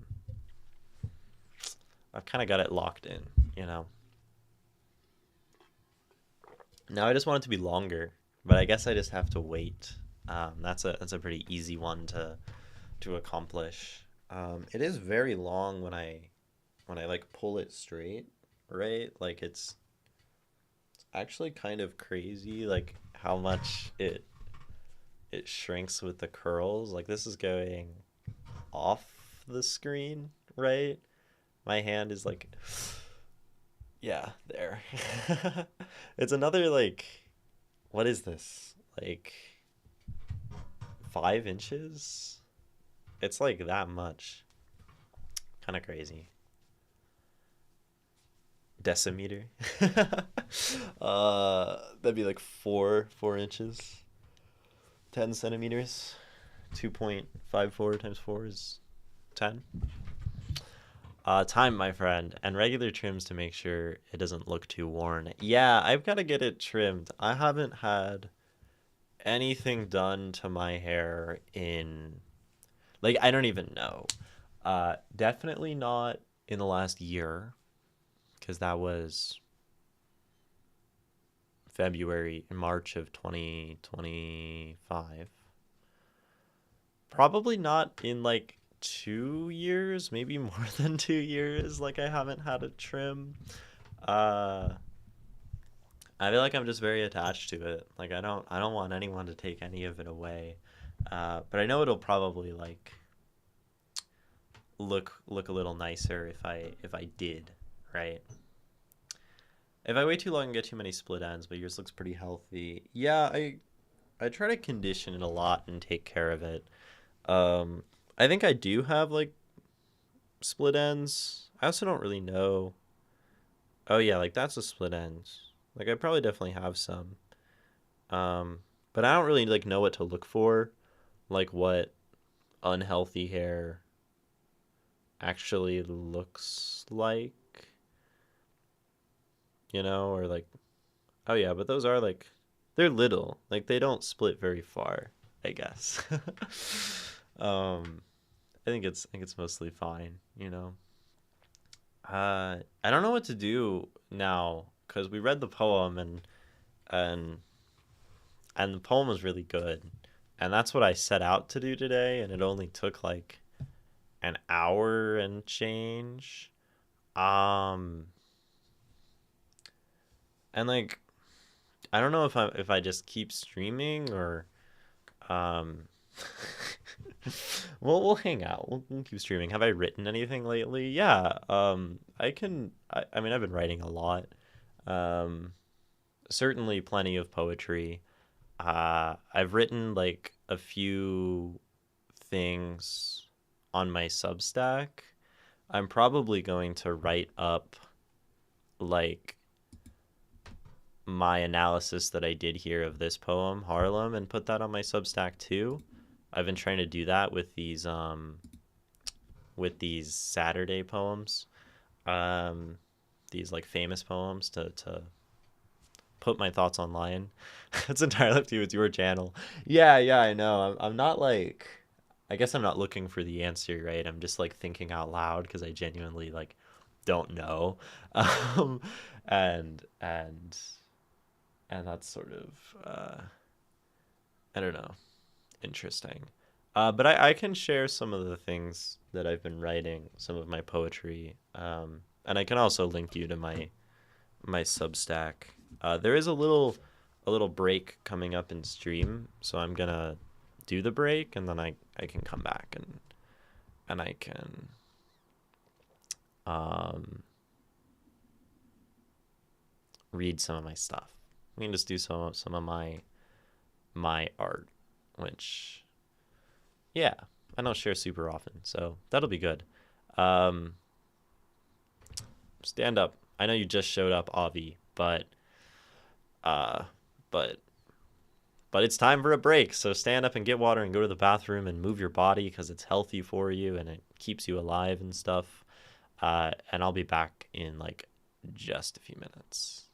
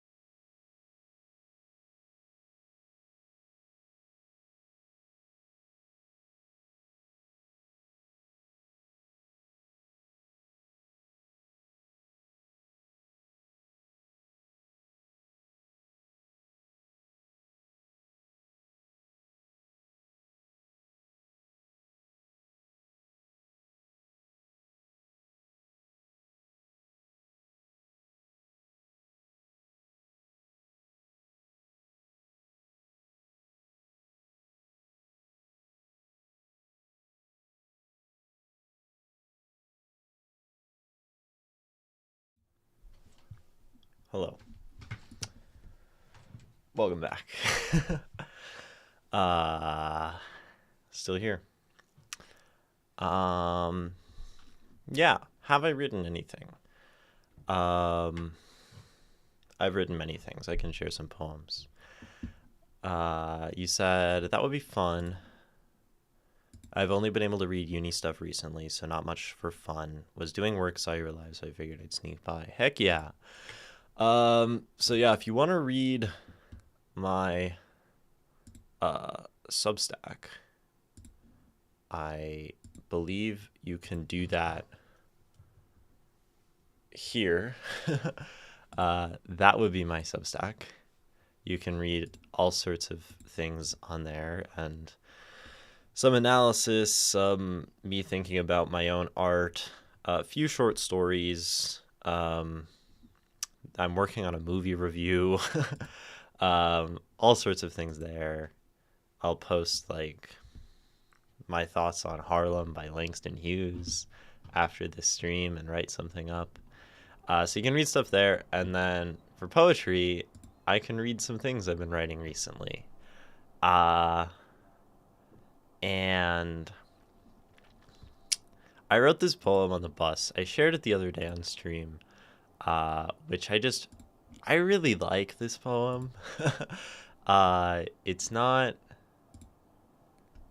yeah, no. So I was sitting on the bus. This is something I just love to do on the bus. I think the bus is one of the most inspiring places to write, because you can sit down but be in motion, right? So you can sit and write and like have that sort of stillness, and you have like the sort of privacy of being on a bus, and like most people kind of keep to their own stuff. But then you have this really like um vibrant space with all these different people, and it's way better than like sitting in a coffee shop, let's say, or a library, because like there are people around, but I don't know, like the whole space is moving on the bus. So I write lots of things on the bus. um how is your mindset right now? For me, far away in Sweden, can feel frustrated seeing the news coming out of the US. Oh yeah, I can talk about that afterward. I used to write a bunch on one of my novels on the bus, I feel. Yeah. Yeah. So I wrote this poem called Glory, and I was basically just like observing. I love poetry often just as observation of what's going on around you. And sitting in a place where so much is happening is very energetic to even just try to like keep up with all that is going on and capture it down onto the page as like new sensations are happening. And the bus has this rhythm to it of like being in motion, and then it stops, and then like someone new gets on and something kind of changes, and then it moves for a while, and then it stops. Um so this poem was like in real time, these things were happening. And it, yeah. I actually have another bus poem from a while ago that I could share too, but Glory. It's a quiet morning, except for God's voiceover, telling everyone that if we skip this audio, we will receive 2 months bad luck. But he does on our behalf and gets off the bus, wordless as a prophet. It's a quiet morning again. Bumps, a sniffle, quiet conversation. God's voice. Doors opening, puesta cerrando. And then she is gone. Until her people call again. They still feel human. The air conditioning still outworks the sun in spring, keeps us from feeling like sacrifices, headed into an unknowable future. I'm a little cold, even. Not as cold as the transit cop, telling ripped pants and a fraying sweater the shade's not a good place to sit. It's hotter on the outside in spring. colder, too. At least Black Hoodie gives him a few bucks. I pray the bills don't fall through the holes. It's a quiet morning. Peaceful, even, by the hospital. The right time of day. Maybe. Like fate. Glory. It actually might be one of like my favorite things I've written outright. Um, it just feels very like complete, and it I don't know, it just really works for me. um, I I'm really stoked that I wrote that one. Um, yeah, I think it's so cool. um, how's my mindset right now though? Yeah, I mean uh it's sucks to be an American, right? But it sucks uh a lot less than being not an American, because America like just bombs other places. Um, but it's really strange, like living in this country, and like there's very little like outcry against what we're doing in Iran, because like we've just been propagandized into like headlines that say like 3 U.S. soldiers dead, ignoring the fact that we're like bombing civilians and shit. Um, so that's really uncomfortable, really bad, and it's very like I don't have great frameworks to really like be able to feel like I can competently sort of stand against what's going on. I think many people are similar in America, where there's like there are very few like effective ways to resist. Um, like and that's very disheartening. Um, uh, and there are things that can be done. I do things in my community. I try to support my community, but like that doesn't help like the overseas victims of of my of this country I live in, right? That I don't really want to claim America anymore. Um, about the mindset thing, I figured it might affect what you write. Yeah, I wrote a poem called "Her Poems Are Brave," which like I haven't spent a lot of time writing like activistic poetry, um, just because I mean I don't know why. Um, I think it's a difficult form of writing to write, and I think I've still been like developing in what I'm most outraged at, and how I want to like position um, my art, because uh, activism done poorly can be very counterproductive, right? In art, um, and I think even this poem that I wrote is like a little bit um, uh, like it's not super humanizing, and I think that's bad. Like it could be more sympathetic maybe, but it's called "Her Poems Are Brave." Um, the country I live in is bombing the country she lives in, and she also turns 22 this month, and wants to write the best poems she can, and thinks they can help somehow. Her poems are afraid, much more than mine, and they smell like what rubble smells like. I don't know that smell. Somehow I am here, safe for now, until they came for. And I think that means my poems smell like cowards. Her poems are brave. is that one.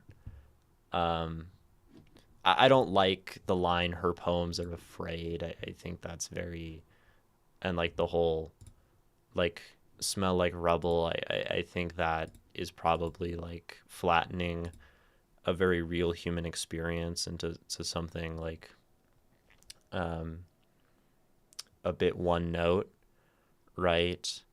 Um, I'm also like only sympathizing with a person in this country because like I can relate to them being like me, which is like maybe that's okay. Like it's a good step to think like there is someone like me in this country living a life very similar to mine, probably just like statistically, and the difference is that they were born there and I was born here, so they have to like live in fear of attack. Like I like that like narrative is an invitation to for someone else, for the reader to place themselves um in that situation.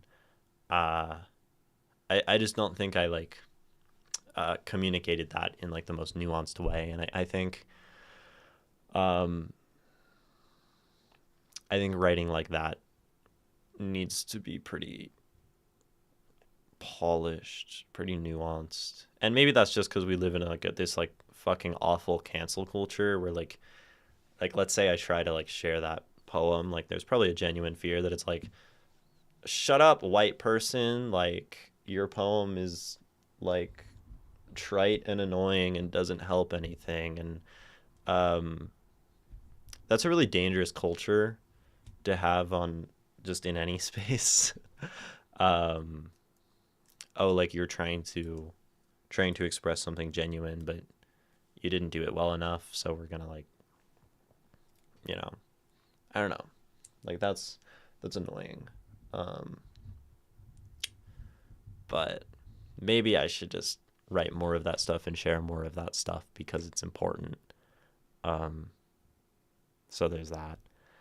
Um, I wholly agree it's a difficult thing to grasp. How can art be revolutionary and how can we reflect on societies we work within? Yeah, and I think art invites so much thought and it invites like a chance for someone to reflect on themselves. Um, one difficulty though is like, yeah, also how to get that in front of audiences. So many circles of art are very like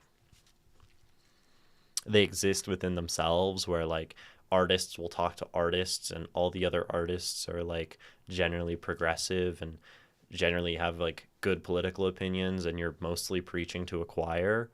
um and with like algorithmic like flattening of everything we do, um I'd say it's very common that like the narratives of like a leftist who like hopes to, maybe radicalize someone really just get echo chambered with other leftists, and then like algorithmic sort of isolation and atomization serves to really limit social change.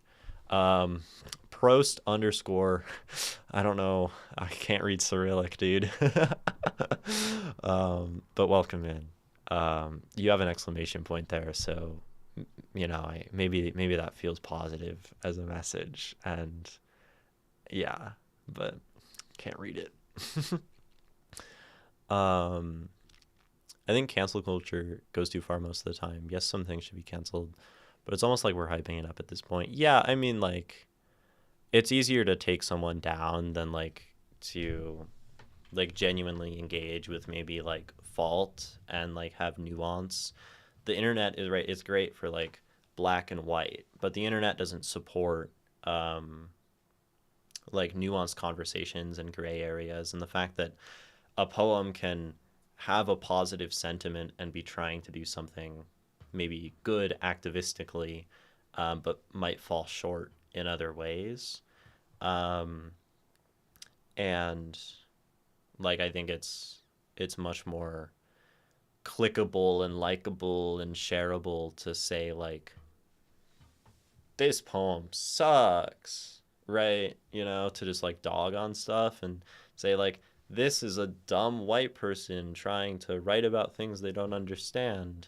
Um, But if we exist within that culture, then all we end up doing is preventing people from engaging in like potentially positive and potentially educational conversations that actually give someone like a chance to grow. Um, that's it's a dangerous thing, right?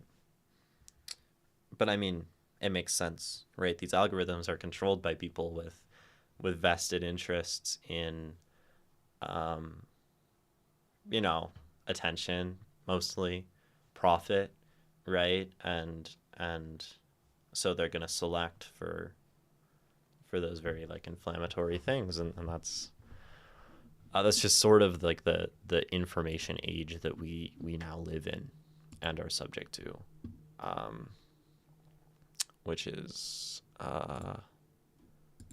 something, just something. What else? I can share another poem since you asked and asked kindly. Um, I don't know if I want to. I have the other bus poem. uh, I don't know. I stopped. I wrote a poem about being done with therapy. Um, I finished therapy, and that's really cool. So I'm like sort of done with that chapter of my life, and uh, I wrote a poem about that, um, because I realized after, like, I've essentially been like involved with psychiatric professionals um, for the last 6 years, like before stopping last month, stopping therapy, and you know I'd been on medication for 3 or 4 years, and then like got off medication and actually healed and actually tried to like beat my like mental illness, right? My tendencies of bipolar, which is now gone, you know. And I realized when I got to that point, I'm like, I don't like I had this realization that I didn't have any really concrete memories, right? Because this was like from the time I was like 15 to 21. And before that, I don't really have like strong memories. Like I just don't remember like my life very well. So I didn't feel like I had concrete memories of really ever being mentally well, right? And being okay. And it was this kind of terrifying realization of like something so entirely foreign and new to me to not consider myself as someone like diagnosed, as someone broken. And it's an incredibly liberating feeling. And um, like, I hear people say like everyone should be in therapy. And I think everyone probably has things to work on. You know, I don't think it has to be in therapy. I think therapy is often a cop out for having real conversations. Um, but I think now that I've experienced like the beauty and the release of being done with therapy and like setting goals and working on myself and being done with them, um, not everyone should be in therapy. Like people should end therapy or should work toward ending therapy. But I wrote a poem called When to Stop Talking. After 75 Fridays at noon, you will find yourself out of words. You'll share your plans. You'll talk about values and your new favorite band. And nothing will matter. Not in this room, nor in the one not meant for passing through. After 75 Fridays at noon, you found yourself out of words. You made plans. You made things add up and started listening again. to what matters. Do you hear? They're playing music in the other room. I'm going to edit that. I think I like, do you hear it? They're playing music in the other room. But yeah, that poem I wrote last month. And that was a big, I like that one. That's a good poem. So that's cool. You asked a question earlier. You said I just read the thing on your Substack about whether to share or not. Have you been published in literary magazines? I've been rejected from like 12 things in a row. Um, I've been published in like one little zine. I've been published in like the self-published zine that we did. I have not been published in a journal though. And I'm still trying. I'm still submitting.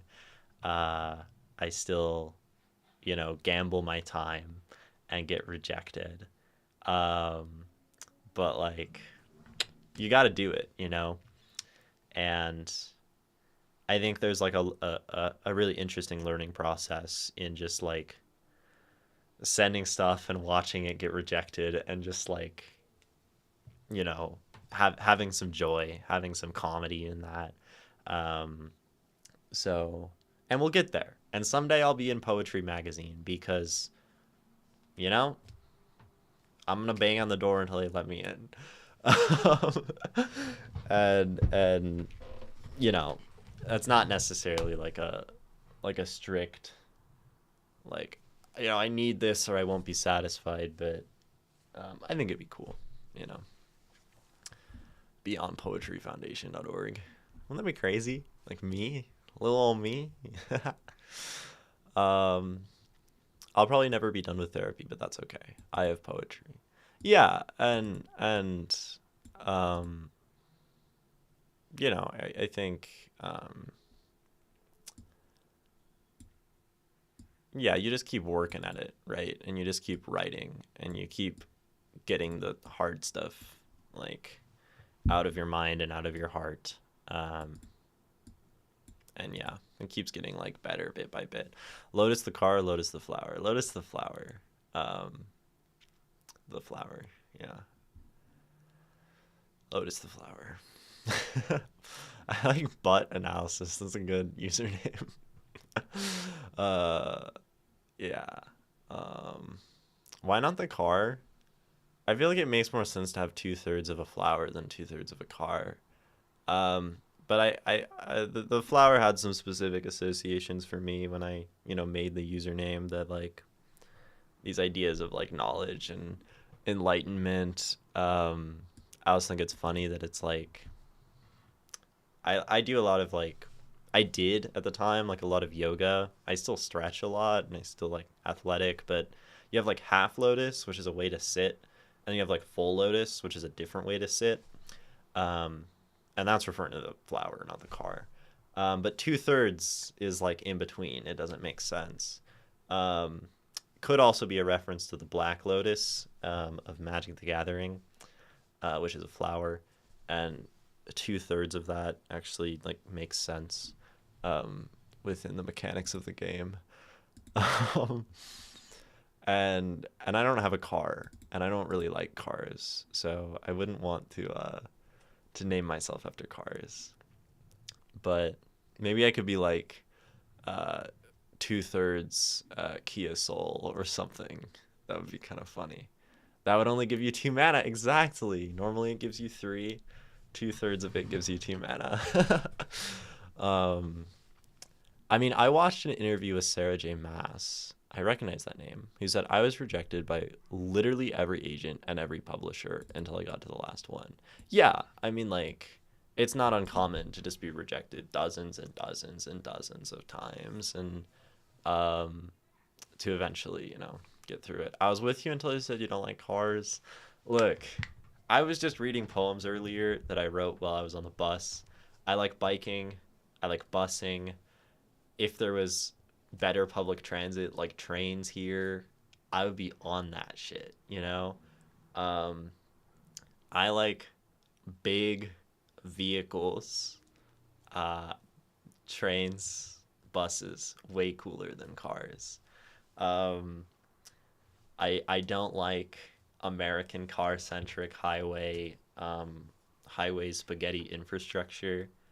Um, I I don't like their environmental impact. So I have a lot of reasons to not like cars. I think there are a lot of very justifiable reasons to not like cars. Um, I Cars can be cool though, right? Like cars go fast. Um, like it's pretty neat, right? They're like pretty fascinating machines, but you know, then again, uh, buses are pretty incredible too.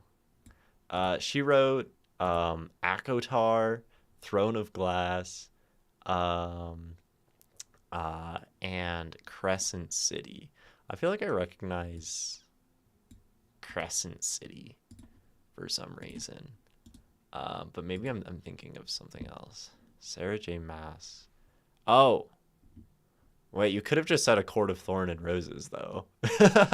That's like the one. That's like the popular one lately, right? Um,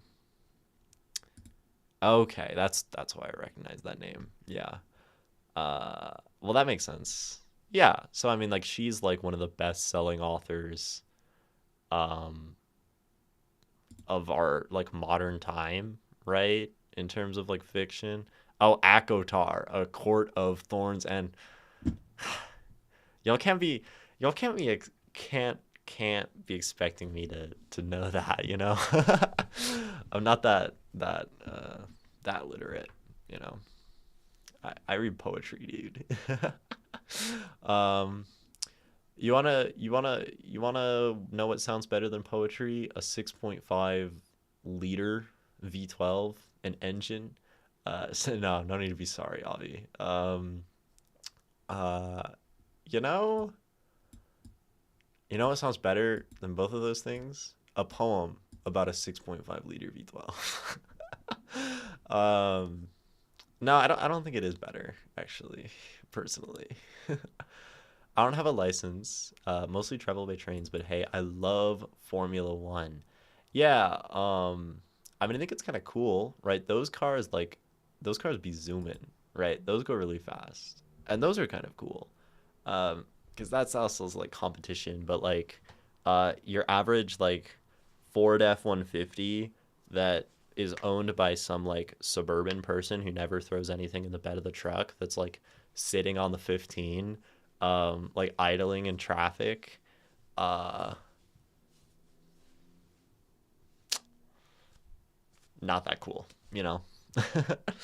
That like, you know, that like whatever. I hate big cars like the Super Duty truck with like double back tires, that like just ran over a bicyclist.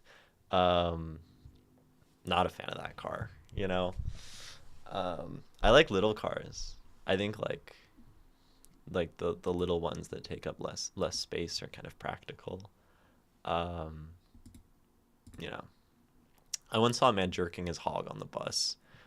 Buses ain't cool. I mean, you know, they are they are incredible, inspiring places, right? Um, like imagine you can go on a bus and see a man jerking his hog. That's poetic inspiration right there. Like that's the makings of character development and some artistic growth, you know. Uh, and I think maybe you just need to reframe that.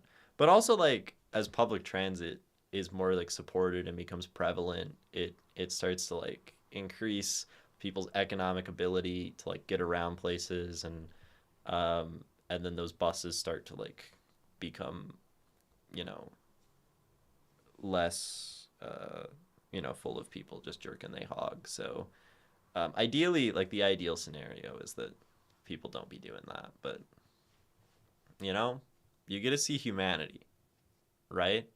Oh, good comeback, Avi. Right? I once saw a guy jerking his hog in a car parked outside a preschool. Cars ain't cool. Yeah, yeah.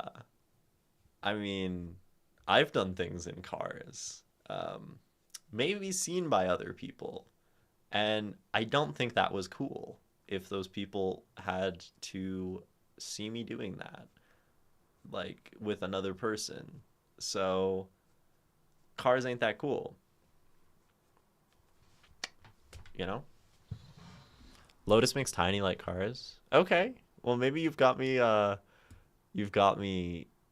convinced that like Lotus is maybe okay. But aren't Lotuses like expensive? Aren't they like fancy cars? I'm a poet. You can't be expecting me to like desire fine things, you know? Cuz that's just not in my future, right?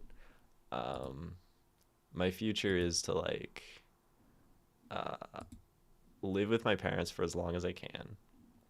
Um and not have any money and try to be a writer and yeah. Not own a Lotus, right? The editor wrote me a whole freaking thing. No idea what to do now. What do you mean a whole freaking thing? What does that mean, Callie? They wrote you a whole freaking thing. I mean, if they wrote you a whole freaking thing, I'd say your first step is to read it, right? That's going to be number one. Uh, and then think about it. And then you'll have like maybe a better idea of what to do, right? Poets are the poorest writers on the planet in terms of bank accounts. Yeah, I mean, what I heard someone say the other day that like, um, if you're writing poetry, if someone's writing poetry, they really love it, or if they're trying to be a poet, you know they really love it, um, because there's no other reason to do it. Because there's no like financial incentive. There's no like social standing that one achieves through poetry. Uh, it doesn't. Yeah, it's just you gotta love it, right? But you weren't sitting with him on the bus. I mean, that is fair, right? Like this is an interesting uh, uh, weighting of factors. Um, yeah, and I mean, I won't defer to the argument that like the buses have security and like you can get that person kicked off the bus because I don't like cops. And, you know, I would rather that the buses didn't have security that kicked people off the bus. So, so, I think, you know, I don't like that argument, right? But I don't know. Get a get better friends to ride the bus with. Y'all are brutal, man. Y'all are quite witty. That's a good one. I can't do better than that.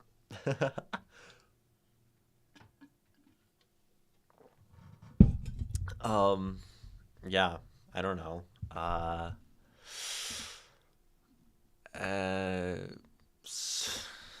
you know, support, uh, you know, initiatives in your. Wait. You did a bike tour, Avi? Um, Doing like a cross country bike tour in America is like my like what like the only major like life bucket list event that like I deeply desire to do in my life.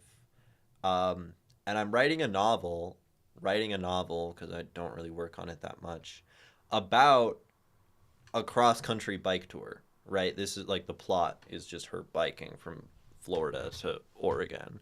Um, and wait, that means you're like super cool, Avi. Um, that that is so cool.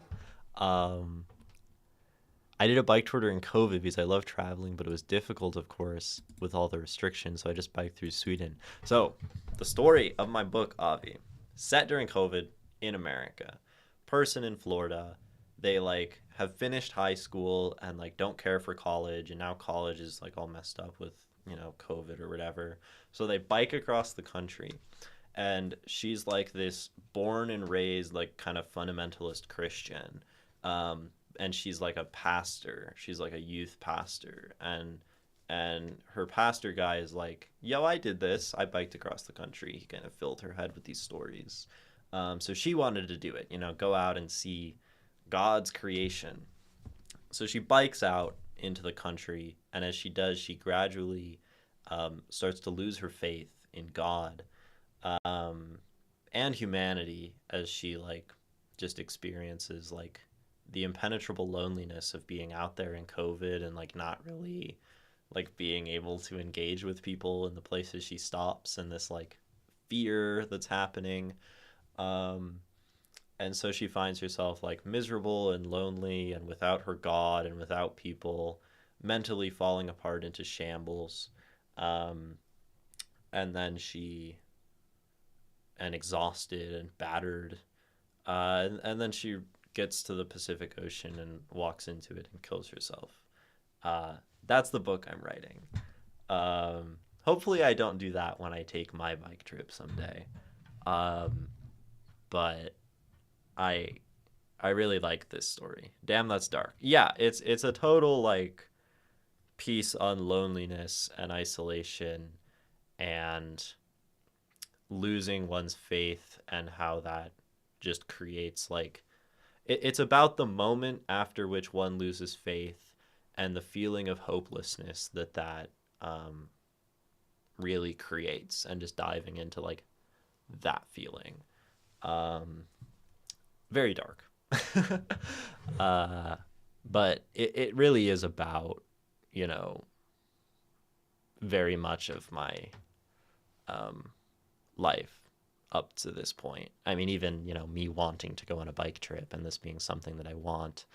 Um, but like, uh, I was never super Christian, but I like went to these like Christian schools and kind of had religion like tried to be beat into me, and um, not literally beat, like, verbally. Um, and I just think the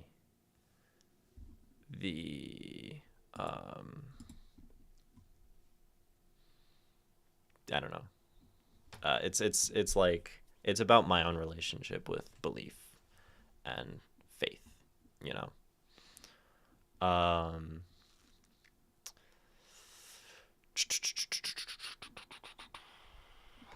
um, my experience was quite the opposite. I had a blast and felt more connected to people than I do in everyday life.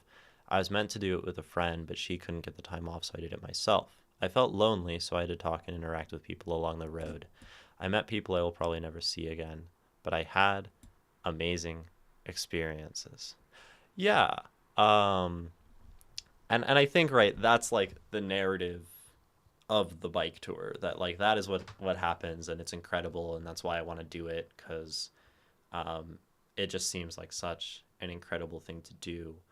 Um, but I think, you know, she's someone who, this character, um, when she feels alone, the only person she knows to turn to is God, right? And rather trying to like find any hope in humanity, um, she turns to God. And as she progresses through this trip, um, and her faith weakens, she finds herself with, gradually less and less solace in that one thing she has to hold on to. Um, and when it finally gives out, um, the collapse is so catastrophic on her mind that, you know, there's nothing left, right?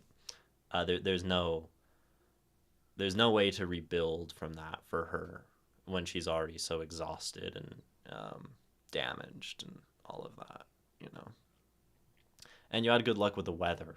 That's good. I'm glad to hear that. um, I'd imagine it could get pretty dicey up in Sweden.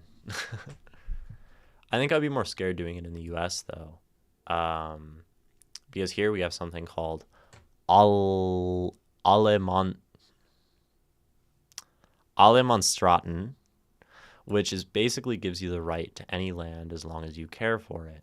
That means you can bike any road, pitch a tent anywhere, pick berries and mushrooms, etc. freely as long as you are not destructive. Dude. Ha, move me to Sweden. Holy shit.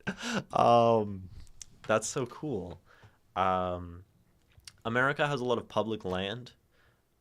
This place is massive, and most of America is just dead empty. Um, and on public land, the Bureau of Land Management land, you're pretty much just allowed to camp wherever, as long as it's, you know, not owned by someone. Uh, so that's at least good. We also have like all these like national parks and like campsites and kind of things along the way. There's also just stealth camping where you can just like hide in a culvert and, you know, you're probably going to be fine unless it rains. Um, so I think it probably wouldn't be so bad. Yeah, but the thing with private land where you can be shot on site terrifies me. Yeah, that would suck, right? To like pop your head out of your tent and have like a shotgun in your face. Um, yeah. I don't blame you for that fear. Like one grumpy farmer and you're in big trouble. Yeah. Um, and I feel like actually like America has this, like there is Southern hospitality. And I think there's actually good odds that in more like um, lived in places, there's probably lots of chances where one would like find people who are like, oh, just come, you know, pitch your tent in my yard and that kind of stuff. At least I've heard that that happens. Um, you know, I would be careful. Uh, yeah, and the one thing, so my character in this book is in the South in America, and it's during COVID, and I'm pretty sure. I mean, like I've written her as um, she's half Korean, um, and so during COVID, when she's on her bike trip, she like directly experiences like really blatant racism in the first half of her trip in the deep South in America, uh, because there was all that. There was an incredible amount of racism toward Asian American people. I think Asian people just around the world during COVID, um, and I think that that is, uh, you know, I'd like to use that to erode her faith in humanity. So then all she has is God. Um, I need to talk to some people and like really make sure I write that well, um, because I'm white, right? I mean, I'm a quarter Filipino, but that doesn't really count. I'm not like culturally involved. And like, look at me. Um, there were only two kind of awkward things that happened on the bus. Oh, Cali bus stories. Um, a lady who talked about random stuff and asked for stuff I didn't have. Yeah, I've had like tweakers talk to me for sure. The other was a dude who sat next to my mom and made me kind of irritated because the bus had a lot of empty seats. So I thought, why sit next to my mom? Yeah. And someone else tried to get him to move by offering him a seat, but we didn't really make a big deal out of either situation. It just made me not. Yeah. And like it does suck in that way that, yeah, there can be someone jerk and they hog or someone creepy. And um, you know, the other thing though is like also in like spaces like that are public, at least like you're probably not gonna have someone just directly commit a crime on you in public because it's in public. Um, but yeah, I mean, buses aren't perfect, right? Um, that's very true. And I think most people are like that truly. Yeah. But just the fact that you only need to be the unlucky one or make a mistake and you can be in big trouble. Yeah. And and I think in America versus Europe, like it's much easier to make one of those mistakes here.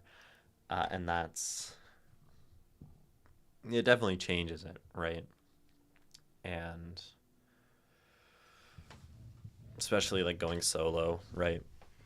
But I also want to like work up to it, you know, do like a couple day bike trip out to like the Grand Canyon or Zion or bike to LA and then bike back from LA and that's like a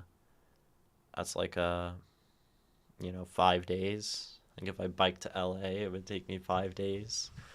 Um so that would be cool. Hey, come to Sweden, right? I certainly that'd be cool. Um I currently am living on poet money, which is, you know, not really any money, and just with my parents right now. So I don't exactly have travel to Europe money, but maybe someday. There's certainly value in seeing places in the world, right? Um, so yeah. My dad, after he was in college, he did like a 3 week bike trip around Italy or something, and I mean that's what got the bike trip idea in my head. That he told me these stories about his bike trip, uh, so it just like I really want to do it. Last summer was fun. I was driving with my mom and we picked up a couple hitchhikers who were going up through Europe. That was fun. That's super cool. Yeah, I think I think that's dope. Your mom must be oh, with your man, not your mom. I read that wrong. Uh Very different, right? But hey, you got a cool man and you're cool if you're picking up hitchhikers. That's dope. I'll be rich when I'm soil. Fair enough. You will make that soil rich. Like way cooler to be buried under a tree. Stream crashed. Dude. Oh, we're back. Okay. Maybe it just dropped for a second. I don't know. So YouTube stream's probably dead and gone, maybe. I don't know.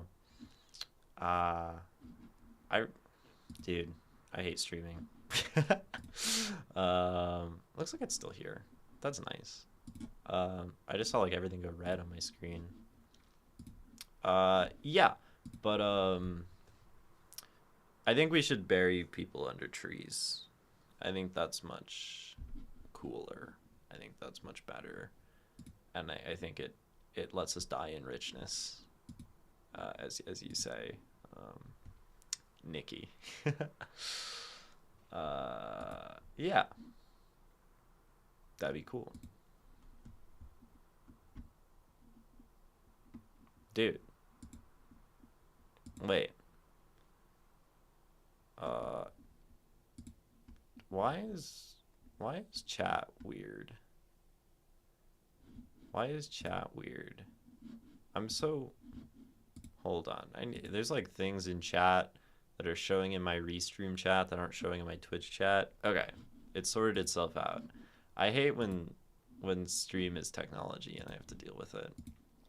Um, I love practicing languages and I get hooked with French because it's so pretty and fun to speak. I tried learning Germanic languages, but I wasn't as consistent as I was with French. I mean, that's like something I think is great, Callie. A position that I've very recently come to understand is just to pursue the things that give you joy, and to not like, you know, structure them or like, you know, try to approach them in ways that take that joy away.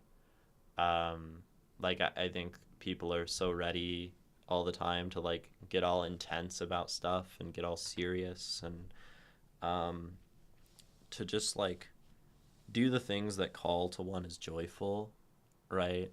Um, is really beautiful, and lately I've really been like um, realizing how much joy I get from poetry. I had this moment. Oh, and actually, if y'all read the thing on Substack, the article, poems I won't submit, right? The one about and dragons, right? I just recently sort of had the realization that like writing is something I've loved since I was a kid, um, and now, you know, since I started writing again, like I've been able to like really reclaim just like the joy in doing that. And I've just been having so much fun writing. And so I've been posting all the stuff on Substack because it's just so fun, right? And if we're doing art, like we shouldn't force ourselves to do unfun things. And, you know, all of that. We spread my grandfather's ashes in the sea, where he learned to sail as a child. That also felt very poetic. Yeah, I bet that was a really impactful experience to have as a kid. I haven't really, I've been sort of like insulated from death, um, in a sense. Um, my one grandpa died while I was in like elementary school, and so I was like 8 or something, and it was sad because everyone around me was crying, and I like sort of understood that it was sad. Um, and um, oh, where he learned to sail as a child, and you were 22. It's not where you know where he learned to sail as a child. Yeah, you understand. Um, I'm almost 22. I'm gonna be 22 in 2.5 weeks. That's pretty crazy. Um, uh, but what was I saying? Yeah, my grandpa, one died when I was like 8, and I didn't really get it, you know. And then one died during like COVID, and I don't know. I never spent that much time with him, and I had some memories, and it was sad. But then there was like no funeral, and it was just like a very like quiet thing, and I didn't really, you know, engage with that very much or have much opportunity to do so. Um, I mean, I had maybe a couple conversations with my mom about her dad, but yeah, I haven't had like any like really sort of intimate experiences with the idea of death. Like I've watched my dog die when like he had to be put down, but that's a dog. That's a little different. He wasn't like my dog; it was like our dog, and I don't know. uh, I think about this a lot though. Um, I guess I've had the intimate experience with death of like attempting to die, uh, and that definitely like has been important in how I understand like grieving and death and loss and living. Um, yeah, I don't know. I think when I wrote my first poem, it was about this sidewalk where I lived, and what made me want to keep going was just everyone seemed so impressed. It was before high school, I think.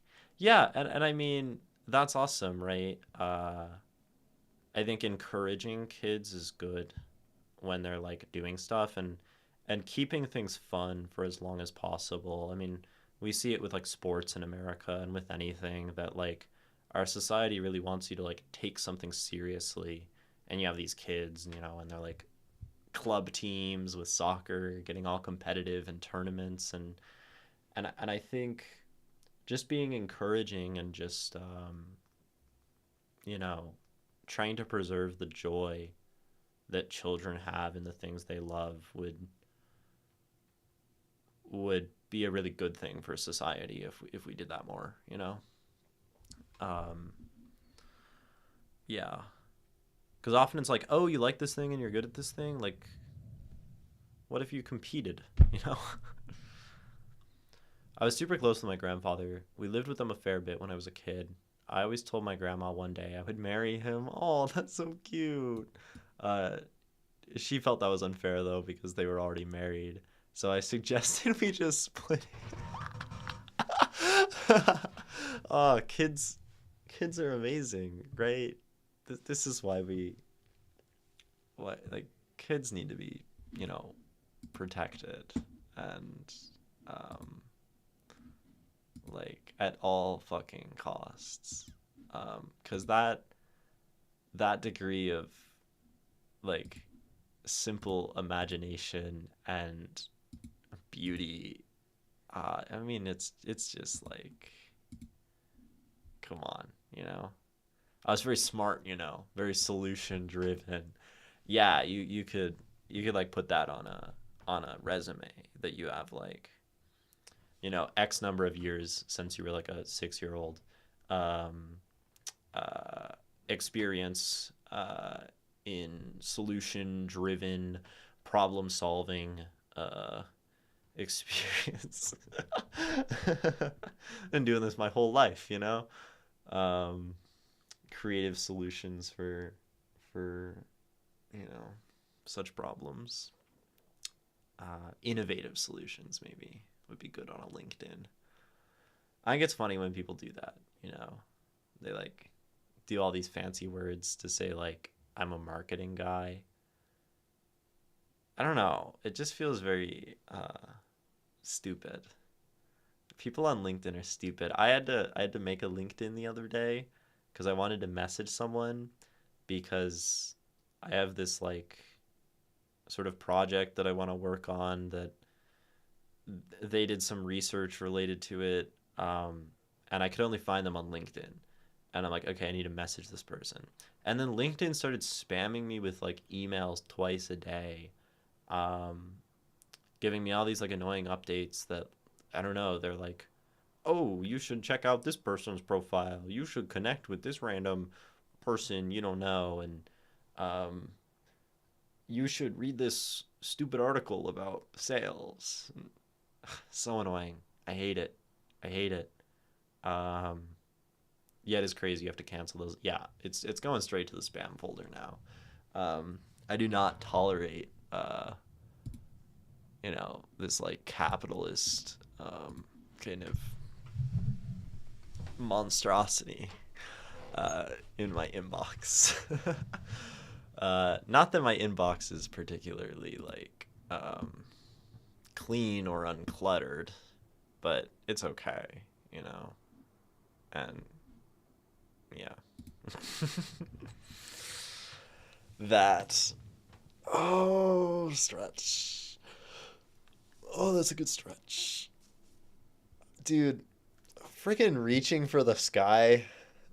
This shit's so underrated.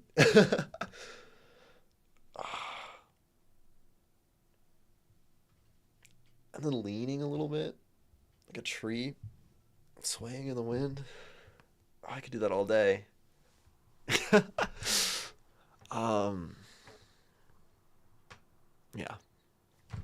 Anyway, I'm hungry. I'm gonna end stream. I want to go eat something. And yeah. Oh, you just showed up, Elias. And then I said I'm gonna end stream. Um, but welcome in. Oh, maybe we'll raid. I have like the energetic capacity to raid. I don't know if anyone I am following actually like yeah, I will only raid if we're going somewhere worth going, you know? I don't want to send y'all to some unknown territory. Um and quite honestly, I'm not seeing much hope. I'm not seeing much hope because I'm not sending y'all to some writing sprints type stuff. That is not my vibe. Um, so we might just end the stream then. And yeah, yeah. So it goes. Um, I didn't really have anyone to compete with growing up, but I remember wanting to improve because I felt like I was in an environment where no one expected anything of anyone. I wanted recognition and admiration, so I competed with dead poets. I would tell myself I was raised by deceased writers. That's so awesome, dude. That's like origin story shit.